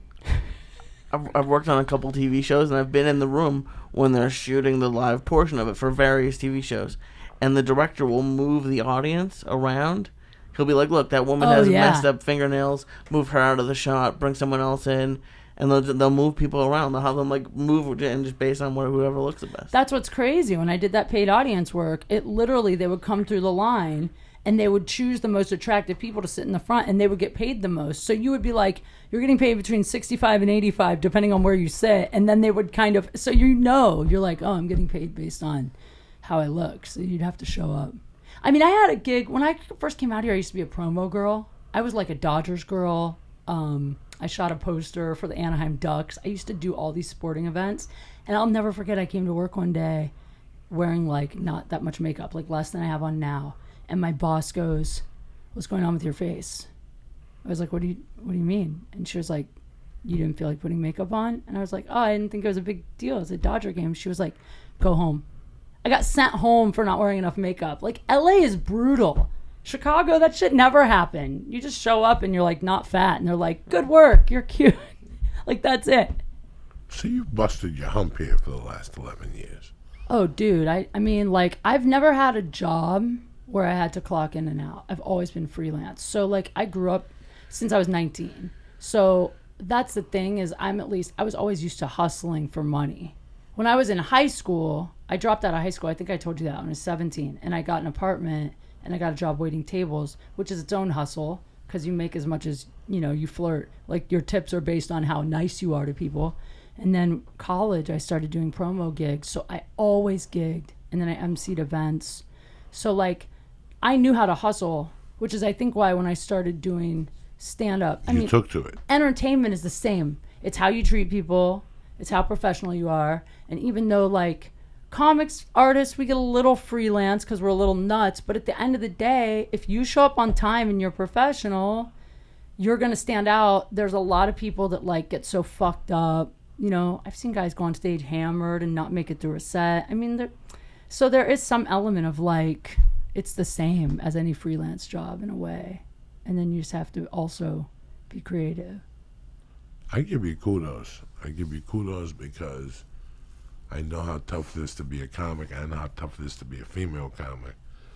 And there's a certain attitude you have to swim your way through the sharks. If you're going to be a woman, not let it get to you, not take the bullshit. And you do well. You're out there every night. I see that you're at the store, you're at Jay Davies's room, while everybody else is crying. See, that was my thing. I always thought while everybody else is crying, I was doing something. And even if I did a room and it paid me $20, I was still on stage. Yeah. It was going to make me that much better. I always didn't look at money. For years, I never looked at money. Well, you can't at the beginning. As long as I was getting on stage, I didn't give a fuck what you gave me. When they gave you those 3 drink tickets and a free dinner, oh my God. You're so happy. Oh my God, you're so fucking happy. I was joking at the Ice House last night. I was like, I'm going to sell these drink tickets to the homeless guys outside. No. Guys, you have no idea. When you first start comedy and you're flat broke and somebody gives you 3 drink tickets and you have like $7 in your pocket. People don't get it. And you could tip the bartender now. And sometimes you get 6 free drinks instead of 3. And you tip the bartender $7. And it's fucking tremendous. I mean, it always works out. If I had 6 drinks, I would die, by the way. But yeah, I know. Fuck that. If I was doing powder, I could do 6 drinks in fucking 10 minutes. But that's the thing, though, is I think in some ways, the problem for me is I love stand-up. And I just love stand-up. Like, I could be happy just doing stand-up. I like acting a lot. I enjoy it. That's what I went to school for. Would you go out every week? What, and do stand-up on the... Yeah. Well, that's the thing. I would do weekends. Like I would love to just do Thursday, Friday, Saturdays. I'm not a big fan of what I've been doing, which is like the Wednesday to Sunday. That's just so many nights, and it's like it's a little brutal. It's brutal. It's lonely. It's brutal. I've been lucky because I've been taking Red Band and like taking Friends, Jack Jr. But I mean, the problem is, I love stand up, which is why I let the acting side, the TV side, suffer a little because I don't work as hard as I should, honestly, at getting on TV. Because I just love stand-up, and I don't care about being famous. Like, it's great when someone comes up to me, like, it just happened to me, which, by the way, thank you for this. I was on a date in Santa Monica, and a waiter who was waiting on me and my date came up to the table and said, Kate, oh my God, I love you on the church. I watched Joey Diaz. I love you. He goes, dude, that story about you shitting your pants was so funny. Literally on a date with this guy who knows nothing about comedy, which is why I wanted to go out with him. And I go...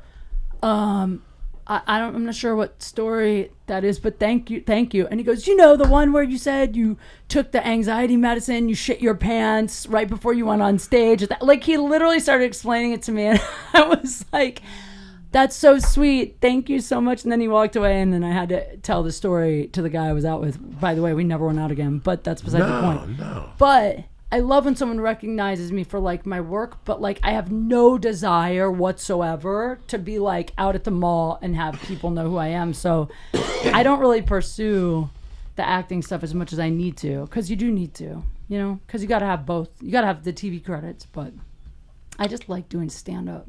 I'm just happy that you're around. I'm happy that you hustle as much as... Listen, if you didn't hustle, and if you were just going around fucking begging for chops, you wouldn't be on this show. Thank you.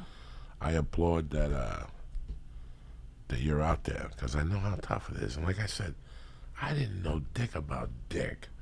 I only knew where stand-up was that night. That's all I knew. Mm-hmm. People come to me with these stories. Oh, my God, you have to be at this place. This is where Sean Penn hangs out and producers. I go, no, I don't need to be there. I need to be on the stage. Yeah. You go to that place, and you get that mind fucked. There's nothing going to happen for you in your career. If you do a spot at the Mexican place, then you stop at this place on Santa Monica, and you end up at the store. That's 3 spots. I was doing, when I first moved to L.A., I was doing 400 spots a year. That's crazy. That's 3 spots a night. Sunday nights. That's more. That's a lot. I would do, let me see. Yeah, I would do 1 to 2 spots 7 nights a week. It's nuts. Some nights I'd do 3. That was what I Yeah. fucking... That's how I was for a while. Saturday nights, when I lived in Seattle, I got to Seattle in 95. Monday and Tuesday we went to the Underground. Wednesday, there was 3 different people who had a night. Either you got paid or you got a guest spot. And Thursday, Friday, and Saturday was the same. And then Sunday, there was an open mic at the Underground where you got paid.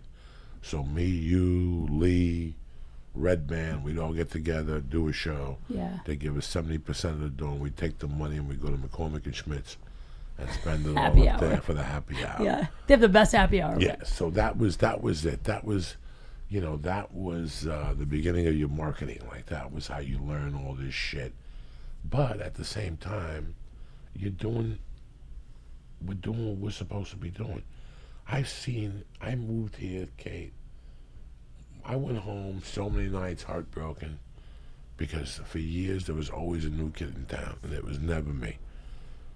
It was never me. There was always a kid who came in and did 3 spots a night. I get it. And the guy from the Improv loved them. There was the guy who got the $500,000 deal. There was 10 of those. Guess what? When the deals went away, these guys, their fortitude broke, and they're gone. Yeah. Their fortitude broke, and they're gone. It's the people who stay here and stick it out over the years. Of course. And you keep going out, and you keep believing in yourself. And you know what? Something may not happen for 7, 8 months. And then one day, you get the call of a lifetime. And you're in town. All these people, well, I'm going to go home for 3 weeks for the holiday. Go ahead. Fuck that. Fuck you. You're like, have a great trip. I'll buy your plane Have ticket. a good trip. I'll send you a card, motherfucker. Some of the best auditions I've gotten in this town have been after December 10th. No, you're so right. When somebody wants to shoot something on January 8th, right? The fucking Monday after New Year's. You want to go to work? Sit here from the fucking 18th to the 31st.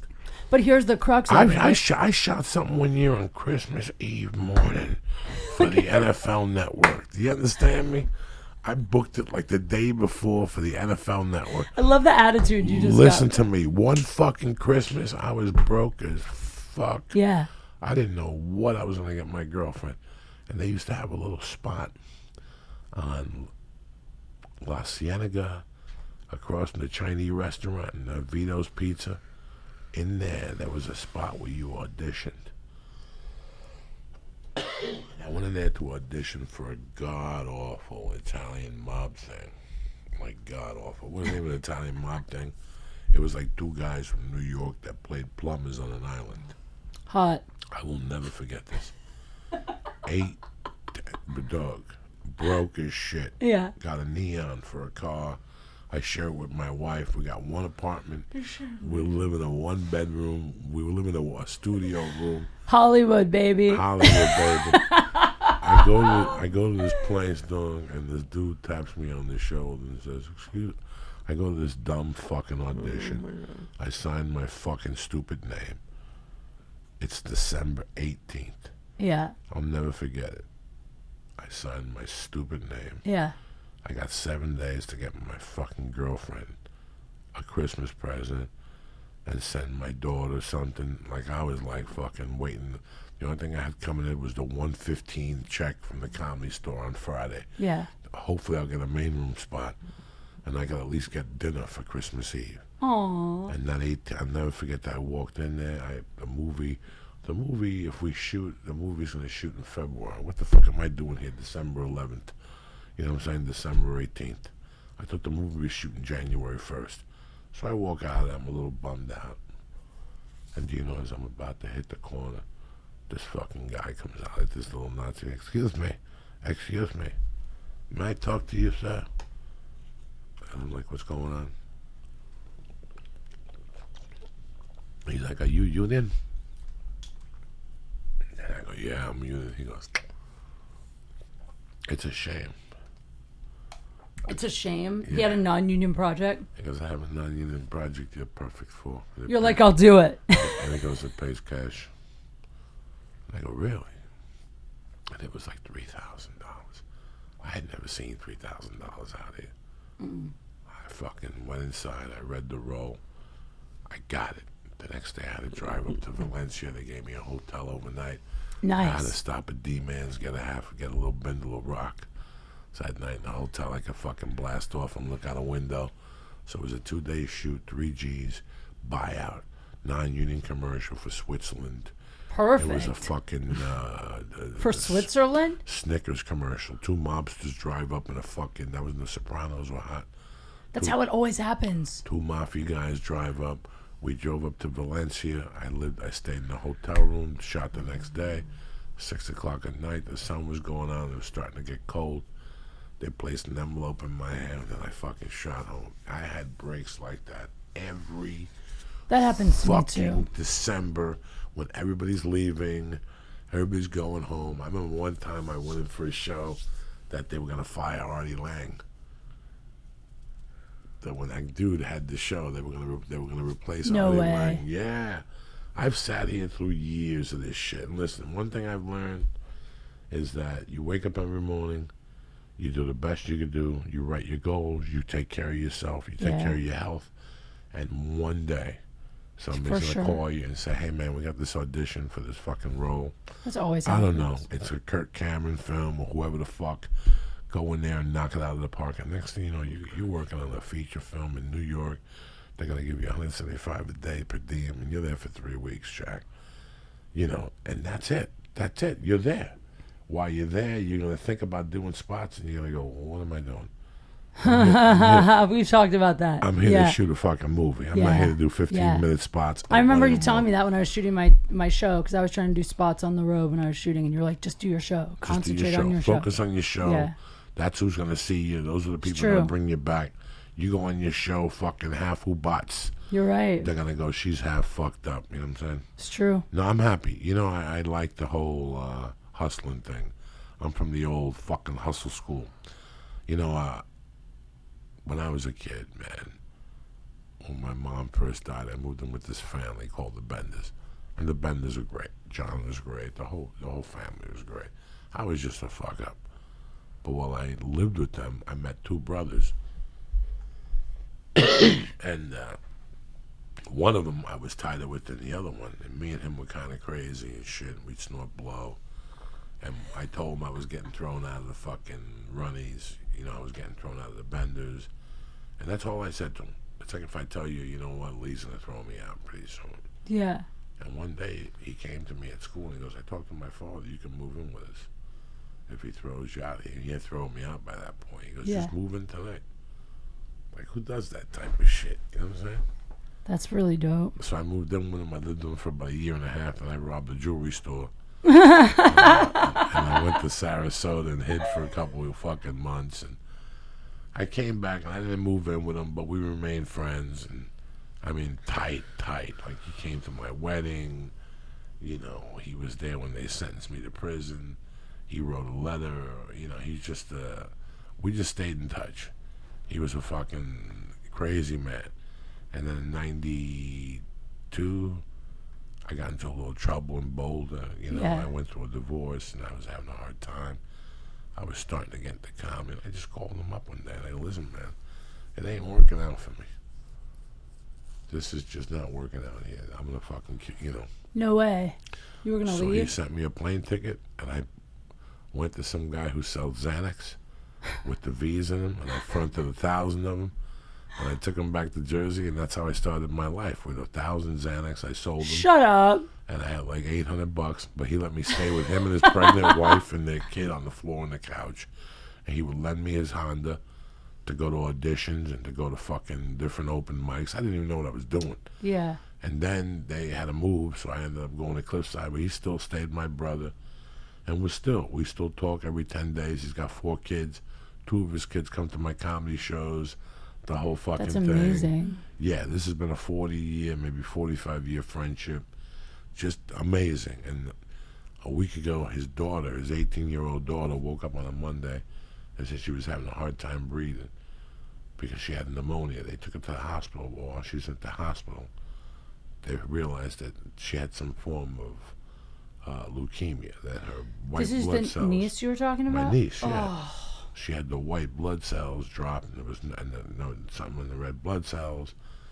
And they kept her over there at night and did a test, and it came back, yeah, she had cancer, but it's not in her organs and it's not in her brain. It's treatable. So it's treatable. So she lucked out. They put her in this hospital in Philly, and it's in the top 3 hospitals in the fucking country for that type of treatment for kids.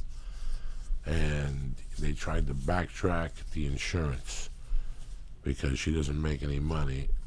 She just started her job. She just graduated high school. So crazy, isn't it? So they backtracked her insurance, and it's going to cover. But they pretty much told the parents that it's going to run them $500,000 fucking dollars. No way. Even with all the programs and the whole fucking deal. It's 4 weeks in the hospital, 5 weeks, 6 weeks, and then you have to go back there every week, once a week for treatment for like a year or 2 or something until they get it right. So it's expensive. So you know me, guys. I put up a link before. If you give 50 cents, it helps. If you can't, you know me, dog. There ain't no beef. Everybody's trying to fight. Everybody's trying to put 2 nickels together. Yeah. But it just helps out. Who knows? Yeah, if everyone gave 50 cents, that would cover it. What's that? I said if everyone gave 50 cents, that would just about cover the... Listen, That's and you know nuts. me, I don't get mad at nobody. I don't give a fuck about that. It makes me so sad. You can't donate to everything. No, you can't. But it's just, it's crazy that it's 2017 and we don't have like a healthcare system that takes care of people. It's absolutely insane. Listen, they do. This is all these hospitals. St. Jude. $500,000 though. You know, like listen, it's $1.5 million in the treatment. Oh.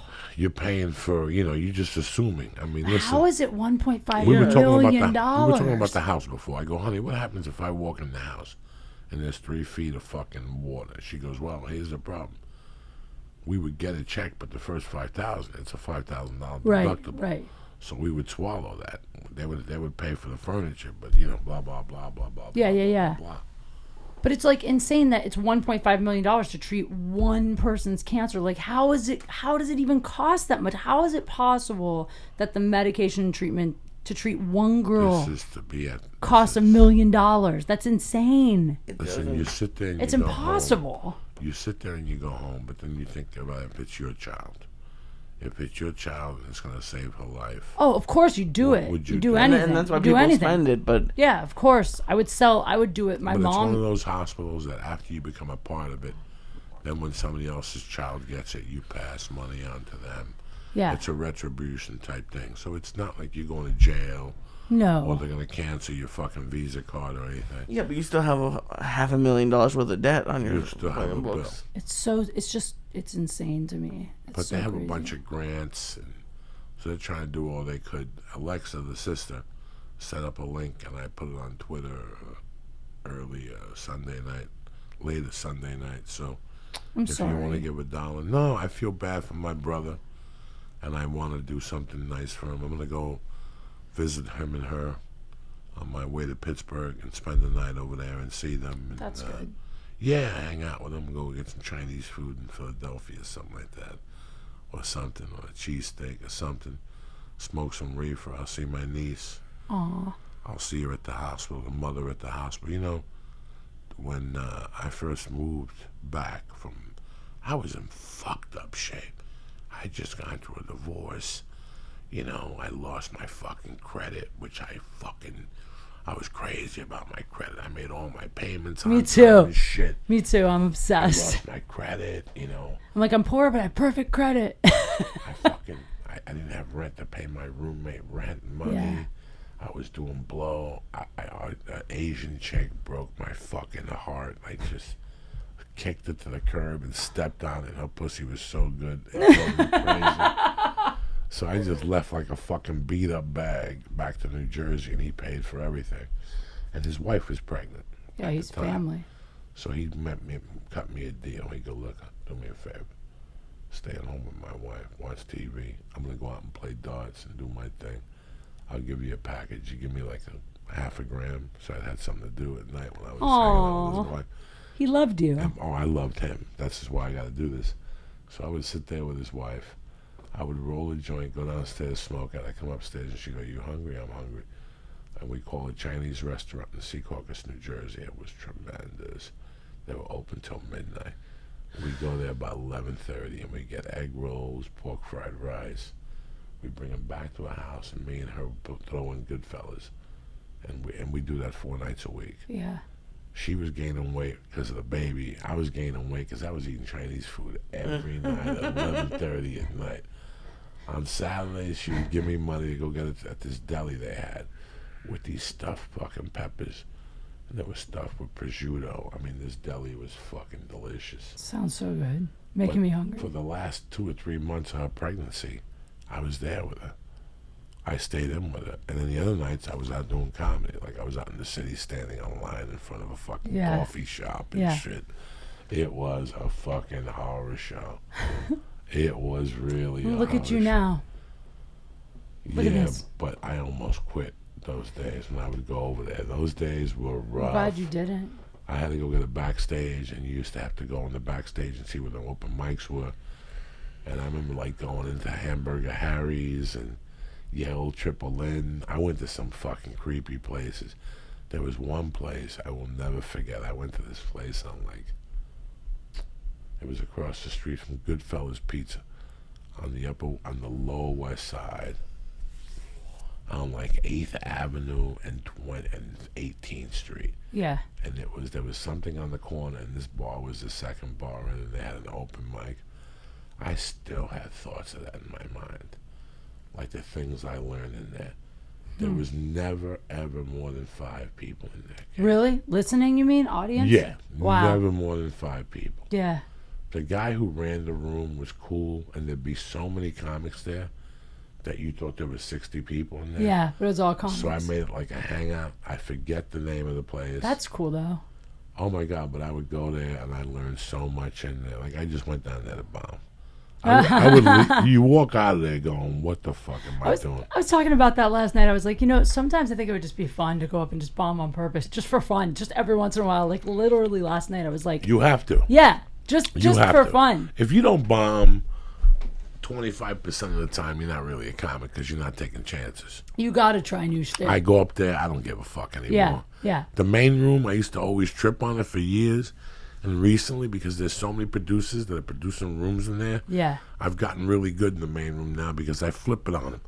It took me 10 years to learn how to work that room. Really? Bro, I bombed in there the first time. Why do you think? Because I'm an OR type of guy. Yeah. I think the OR's harder. Now, over the years, I've learned how to adjust to the main room. Especially now that those promoters do a great job. Those things They're are packed all the time. They're fucking packed in there. Yeah. But for years, I go in that main room and just eat a bag of fucking dicks. No way. I would even tell her, don't fucking put me back there no more. And she would put me back there to follow Dom Herrera, who 15 years ago was a hammer back there. You think he's a hammer now. He's so fucking funny. He would take you on a psychological ride, and I would go up there trying to be dirty, and it would just be a death kiss. It would just be horrible. You know a story someone told me about you recently? I have a friend. He's been doing comedy for like 14 years or something. Super funny guy. He said, this is like years ago. He said this had to be like 8 years ago or something. He was headlining a show at the old Haha. And he said he went up, and he said it was like the best set he ever had. He goes, I felt like I killed so hard. Audience loved me. I was like, oh, I'm going to hang after. Everybody's going to fucking tell me how awesome I was. He said it was the best set he ever had.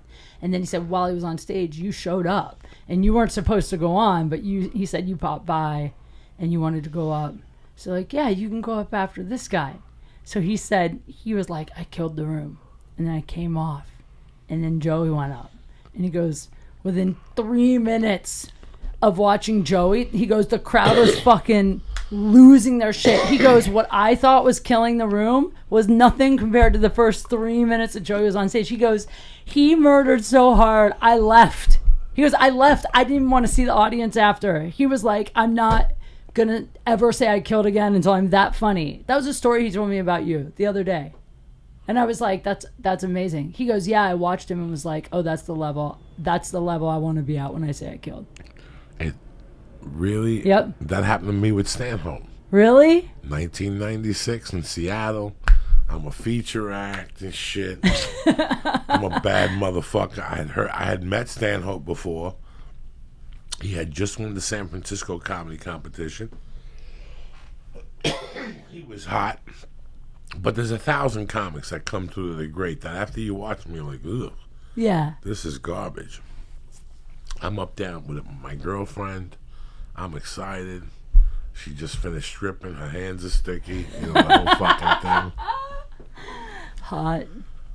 We're sitting there, and this kid goes up there and just starts throwing a beating on the room. Like I never saw nobody. Oh, Stanhope after you mean?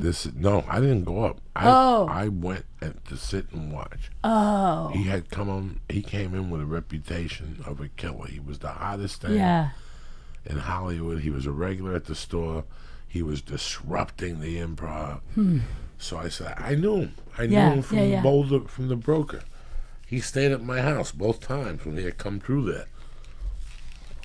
Yep. So I went to see, I kept hearing about him, and somebody goes, you're talking about Doug Stanhope. He's on fire right now. And I'm a comic, and I think that, I didn't think I was great. Right. But things were happening. I was in a great direction. I was in a great comedy You scene. felt good. I had just done the festival. I came in 6th behind the black girl that's popular now. Who's the black girl? Which one? She was on The View or something. Wanda Sykes? No. The one that was a comic from the Laugh Factory. And she told Jamie to fuck off.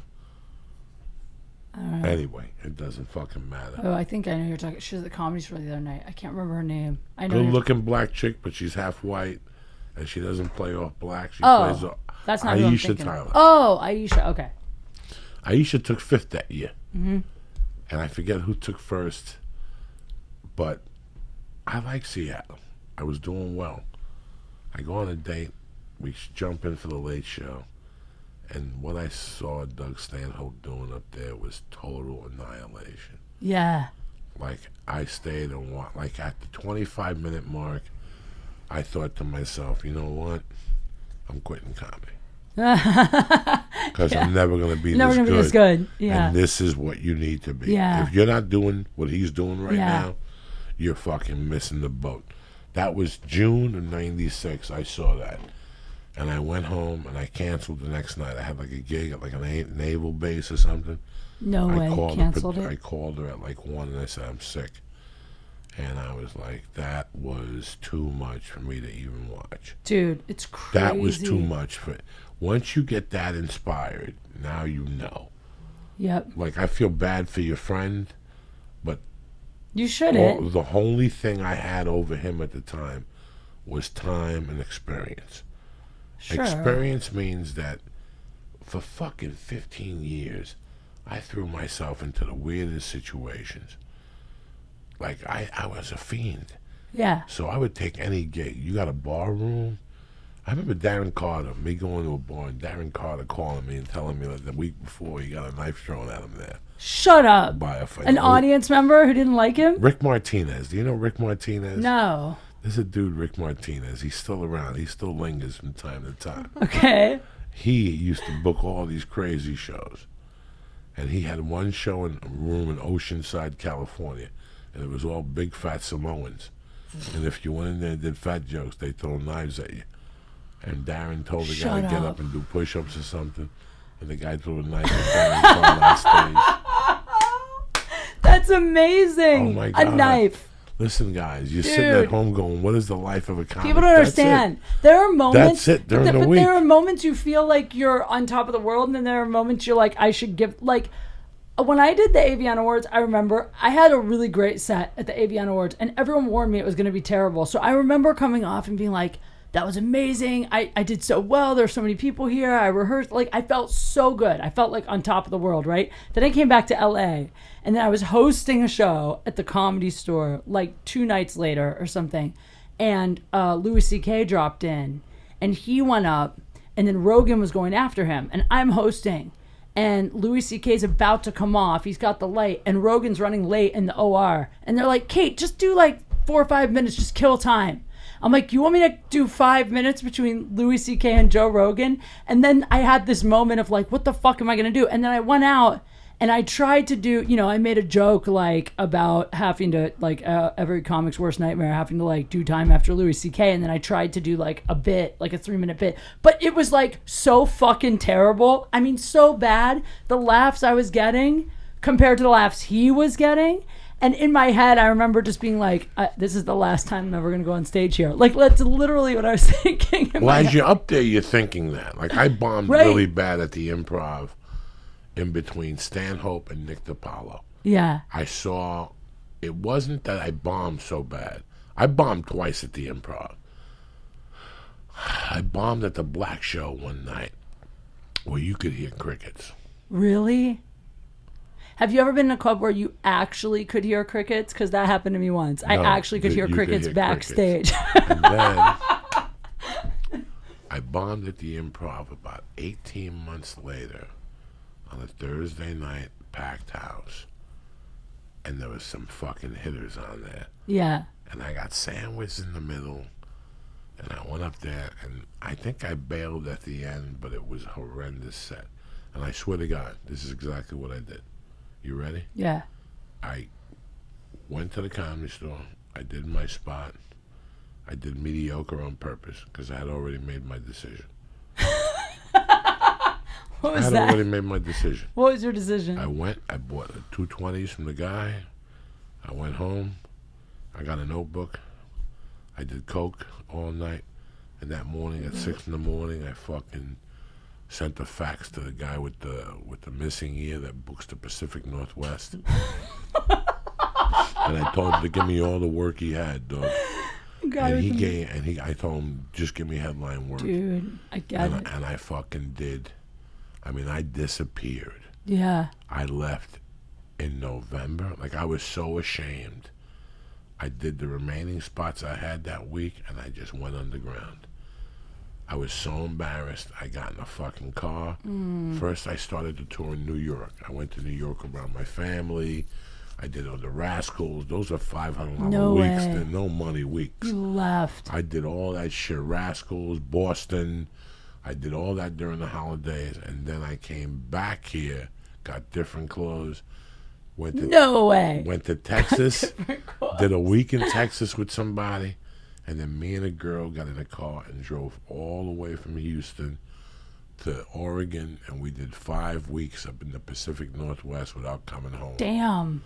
And then from there, we came to L.A., changed clothes, and went right back to El Paso. We went to all those fucking places all over again. When I came back from those 9 months, A different comic. I was a different comic. Yeah. It was a different comic. Even 5 weeks? But then I had to retrain myself in the L.A. different comic.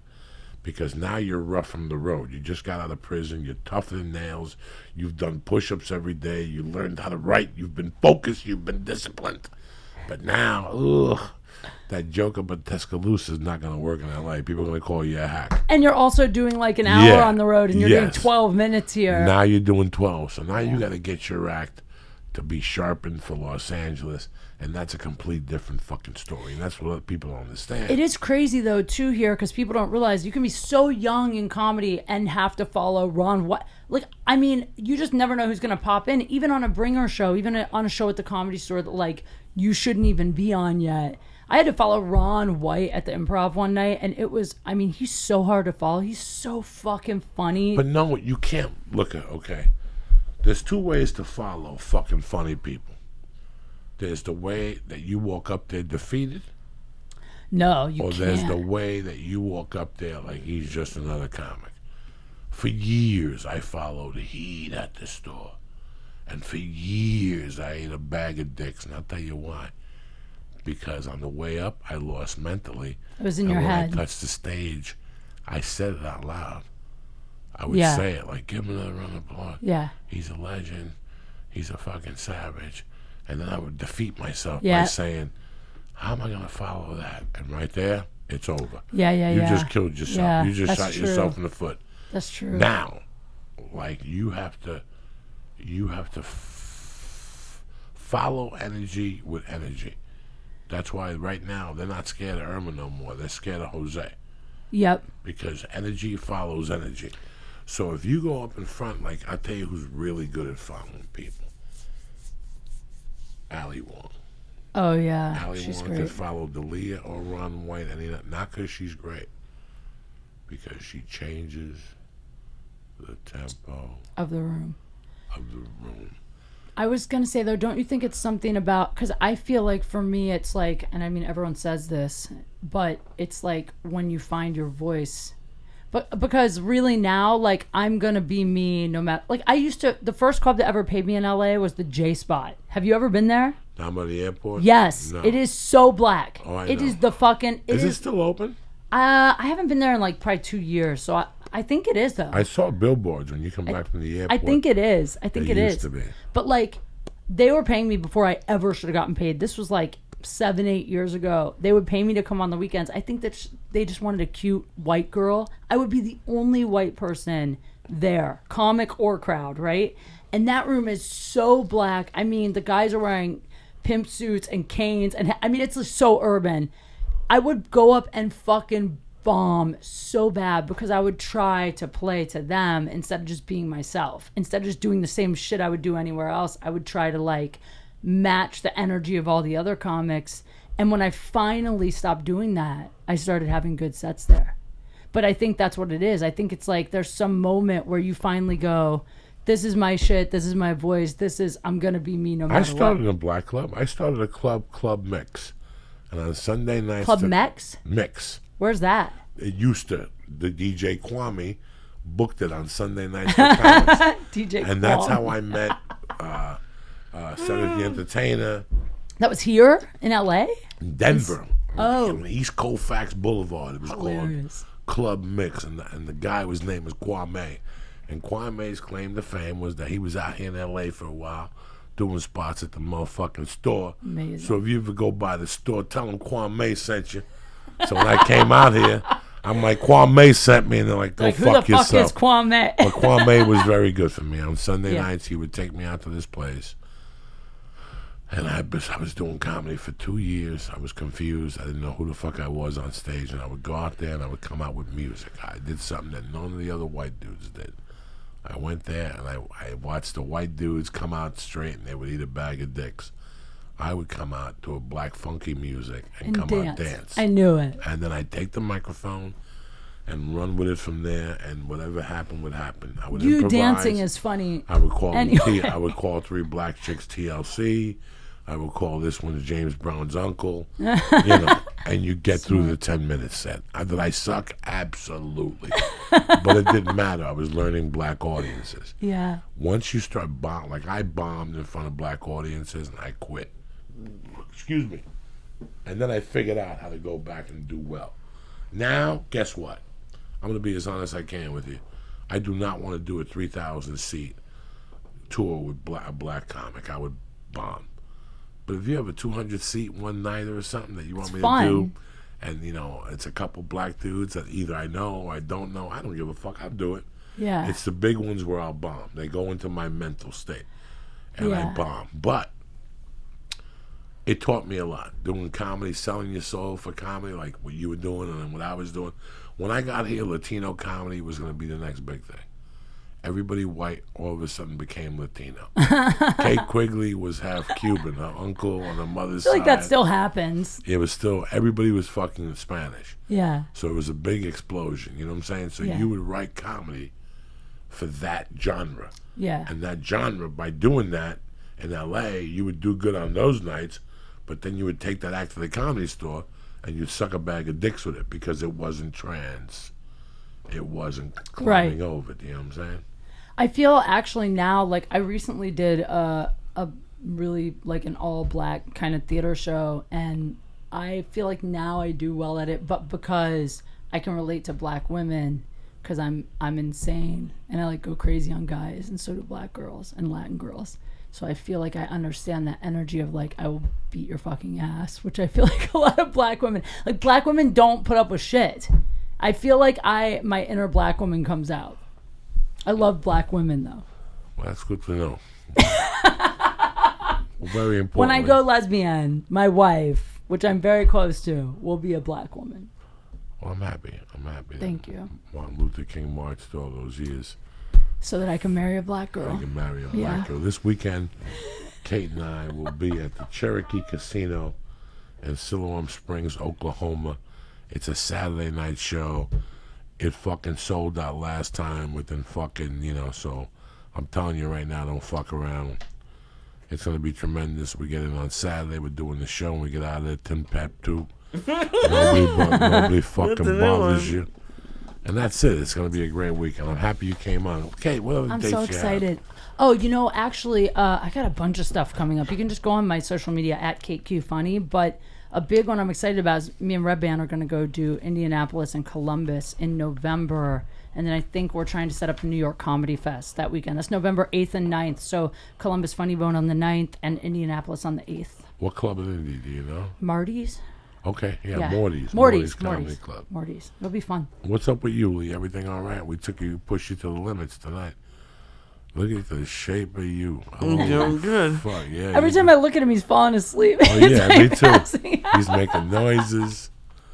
He finally watched Narcos. Narcos was great. Did you enjoy it, my brother? I really don't want to I'm not going to get near a motorcycle anytime soon. Let me ask you this. Did you enjoy reading the fucking subtitles? No. I thought about you when I was watching. I'm like, this is fucked up. And you got to read subtitles and stuff. Yeah, no, it sucks. I mean, but that shows how interesting it is for me. Because I'll read it. But it does, I have to, pause for, 5 minutes after each episode. Okay, good. That's good to know, too. It's a lot of fucking reading. You guys have a lot of knowledge. You know But see, I want to learn Spanish. He says, no, don't learn Spanish. Who? You. Why wouldn't Why I tell not? you to learn Spanish? I don't know. I always tell you to learn Spanish. If you don't know Spanish, you're fucking retarded. You gotta hablo a little bit in this fucking world. Hablo poquito. Yeah, you know a little bit. But take one. They're promoting a new app that you can learn a language on your phone. Yes, And someone told me about I that. saw a news thing about it, and then I saw an ad for it 10 days later. So there's a new app so you can learn Spanish at home, 10 minutes a day. 10-minute classes a day. Very cool. That's it. You stick with it. Within a year, you're Pavarotti's nephew. You'll be singing songs in Spanish. Que paso? Pavarotti's nephew. Whatever the fuck. I don't know. Is he Italian? I don't know what the fuck Pavarotti. We used to call this girl in Hollywood Pavarotti. When we lived in this building, there was this hot chick that was like a MILF type. That she still stripped from time to time. You could tell she had a little wang to her. Real hot looking mom. You know what I'm saying? Yeah. She'd get a little coked up and shit. But she had a daughter that was chubby as shit. And she had eyebrows like Pavarotti, the Italian. Oh, shit. You know what Pavarotti is? Yeah. Well, she had his eyebrows. And Hot. we were hot. We were high as fuck. I'm just sure she loves seeing you guys. Oh, Yeah, what a great compliment for a woman. You have We Pavarotti's used to eyebrows. We used to call her Pavarotti. And she would go, why do you guys call me Pavarotti? I wonder why. And they're like, because there's a girl that we used to know, and that was her name, and you kind of look like her. She was pretty hot. So for years, we called her Poor girl. Pavarotti. And me and my friends would howl, That's horrible. Pavarotti. I wonder what Pavarotti. guys could probably call me some awful shit. Fuck it. Who cares? They can't. Whatever, they can't talk that shit around me. They know I dig you. I love so you too. That's why I like you. Lee, everything good over there? You going to have a good week? Yeah, absolutely. It's a whole new fucking week this week, cocksuckers. It's Monday, all right? Listen, I know the fucking, it's raining out, and there's floods, and Houston's recovering, but this is America, cocksuckers. It's going to be a tremendous week. This shit ain't going to do nothing. The fucking thing destroyed Cuba. It's already a Category 2 by the time it hits fucking Tampa, so we're going to be fine, all right? You left with your life. You're in an auditorium right now with a bunch of stinky fucking rednecks rubbing their feet, but at least you're fucking safe. What would you rather do, be at your house that's fucking flooded? They showed pictures of downtown Miami and Brickell. It's fucked up down there. It's crazy. It's fucking crazy. Have they checked on the guys who stayed on the boats? I haven't even seen them. I don't know. I know that they already, and this is what bothers me about that shit. That there's always somebody who thinks they're fucking cute. I've done a lot of bad things, but they were already looting. Oh, Did you see the fucking black dudes that broke Sad. into like the sneaker store? And it was like 10 of them, Lee. They were looting everything? Looting already in Fort Lauderdale. sucks. Crazy. But that's, hey, listen, every time, remember, people see a hurricane as a scam time. This is the time. Criminals. Look at then what happened to Katrina? Who went to jail? The mayor. True. For what? Corruption. He stole the fucking money. Everybody gives money. You don't know where it goes. If everybody gives $10 fucking dollars, where the fuck do you know where it goes? It goes to the Red Cross. The Red Cross flies you down there first class. So what are you talking about? You follow what I'm saying to you? It's kind of weird. You're right. So what do we care? We're trying to put the pieces together ourselves. I don't know what you're doing with your life, but let me tell you something, all right?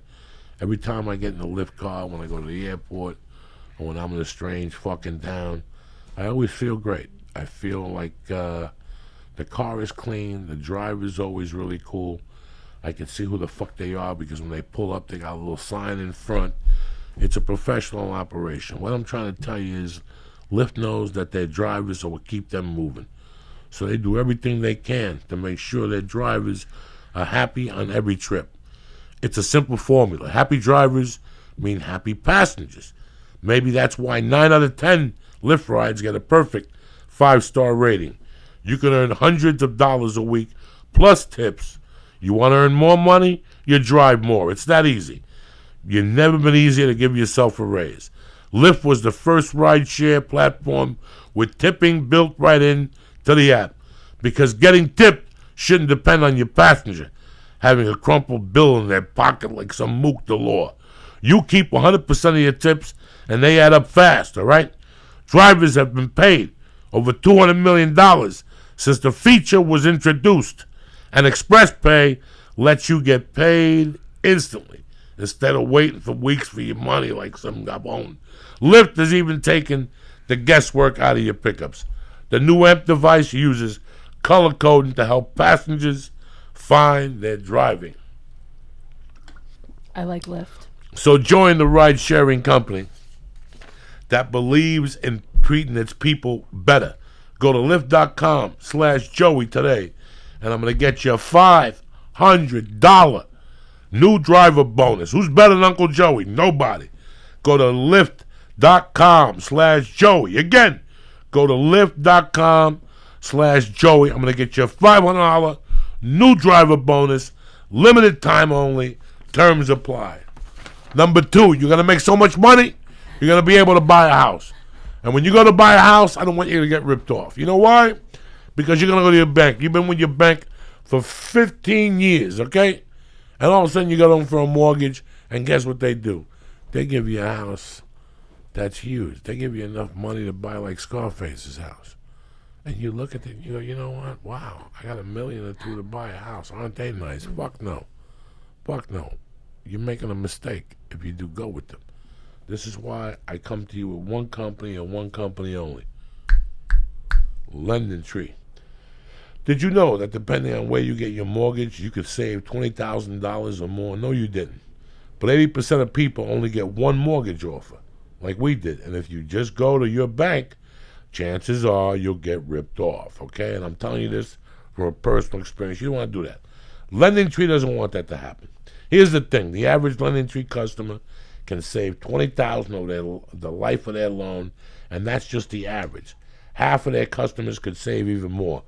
Whether you're looking for a new mortgage, refinance, or a home equity loan, LendingTree is the only place where you're going to get 5 real offers from America's top lenders and then can compare side by side for free. And guess what? It only takes 3 minutes. It's like shopping for a flight online. Only you're shopping for the best mortgage available to you.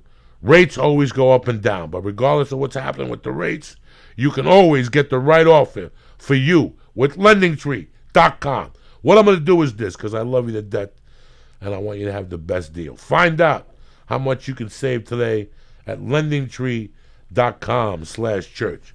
Again, that's LendingTree.com/church. Listen to me. I'm going to save you some money. You're going to hit me up in a few days and go, Joey, you're a genius. LendingTree.com/Joey. LendingTree, LLC, NMLS 1136. Terms and conditions apply, all right? Listen, I'm hooking you up. It's either Lyft or LendingTree. Who's better than your Uncle Joey? Nobody. I want to thank the most beautiful girl in the world, Quigley. Oh, I love my you. little fucking Christ killer nephew over there, Syatt. But most importantly, I want to thank you motherfuckers. And don't forget, I'll see you this weekend. Cherokee Casino over there in Siloam Springs. Are you kidding me or what? And then in 2 weeks, I'll be at the Pittsburgh Improv. Stay black. Uncle Joey loves you. See you in 2 days.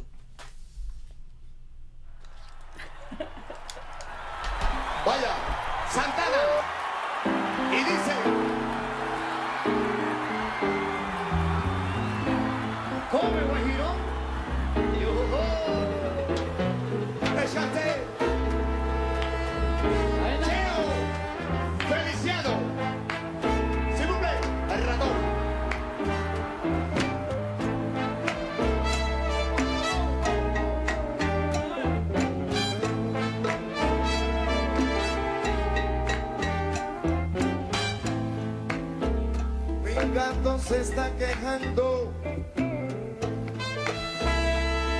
no puede vacilar. Si donde quiera que se mete, oye, su gata lo va a buscar. De noche brinca la verja. ¿Dónde? Nena, oye que está bicaín de bicao. A ver si puede fugarse sin que ella lo pueda ver. Y no tan pronto, no tan pronto están de fiesta. Silvestre felino tiene que echar a correr. Esto sí es serio, mi amigo. Oye, qué lío, pero qué lío se va a formar. Que el que a su gata le cuenta, que el que a su gata le dice, no es nada más que un ratón, un ratón.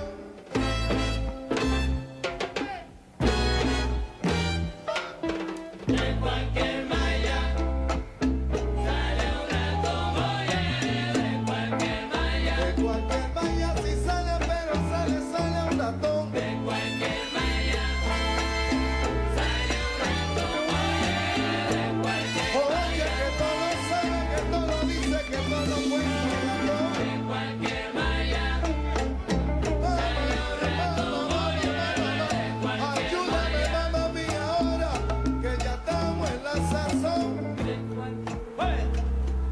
Saltar, por a mí, besa a mí.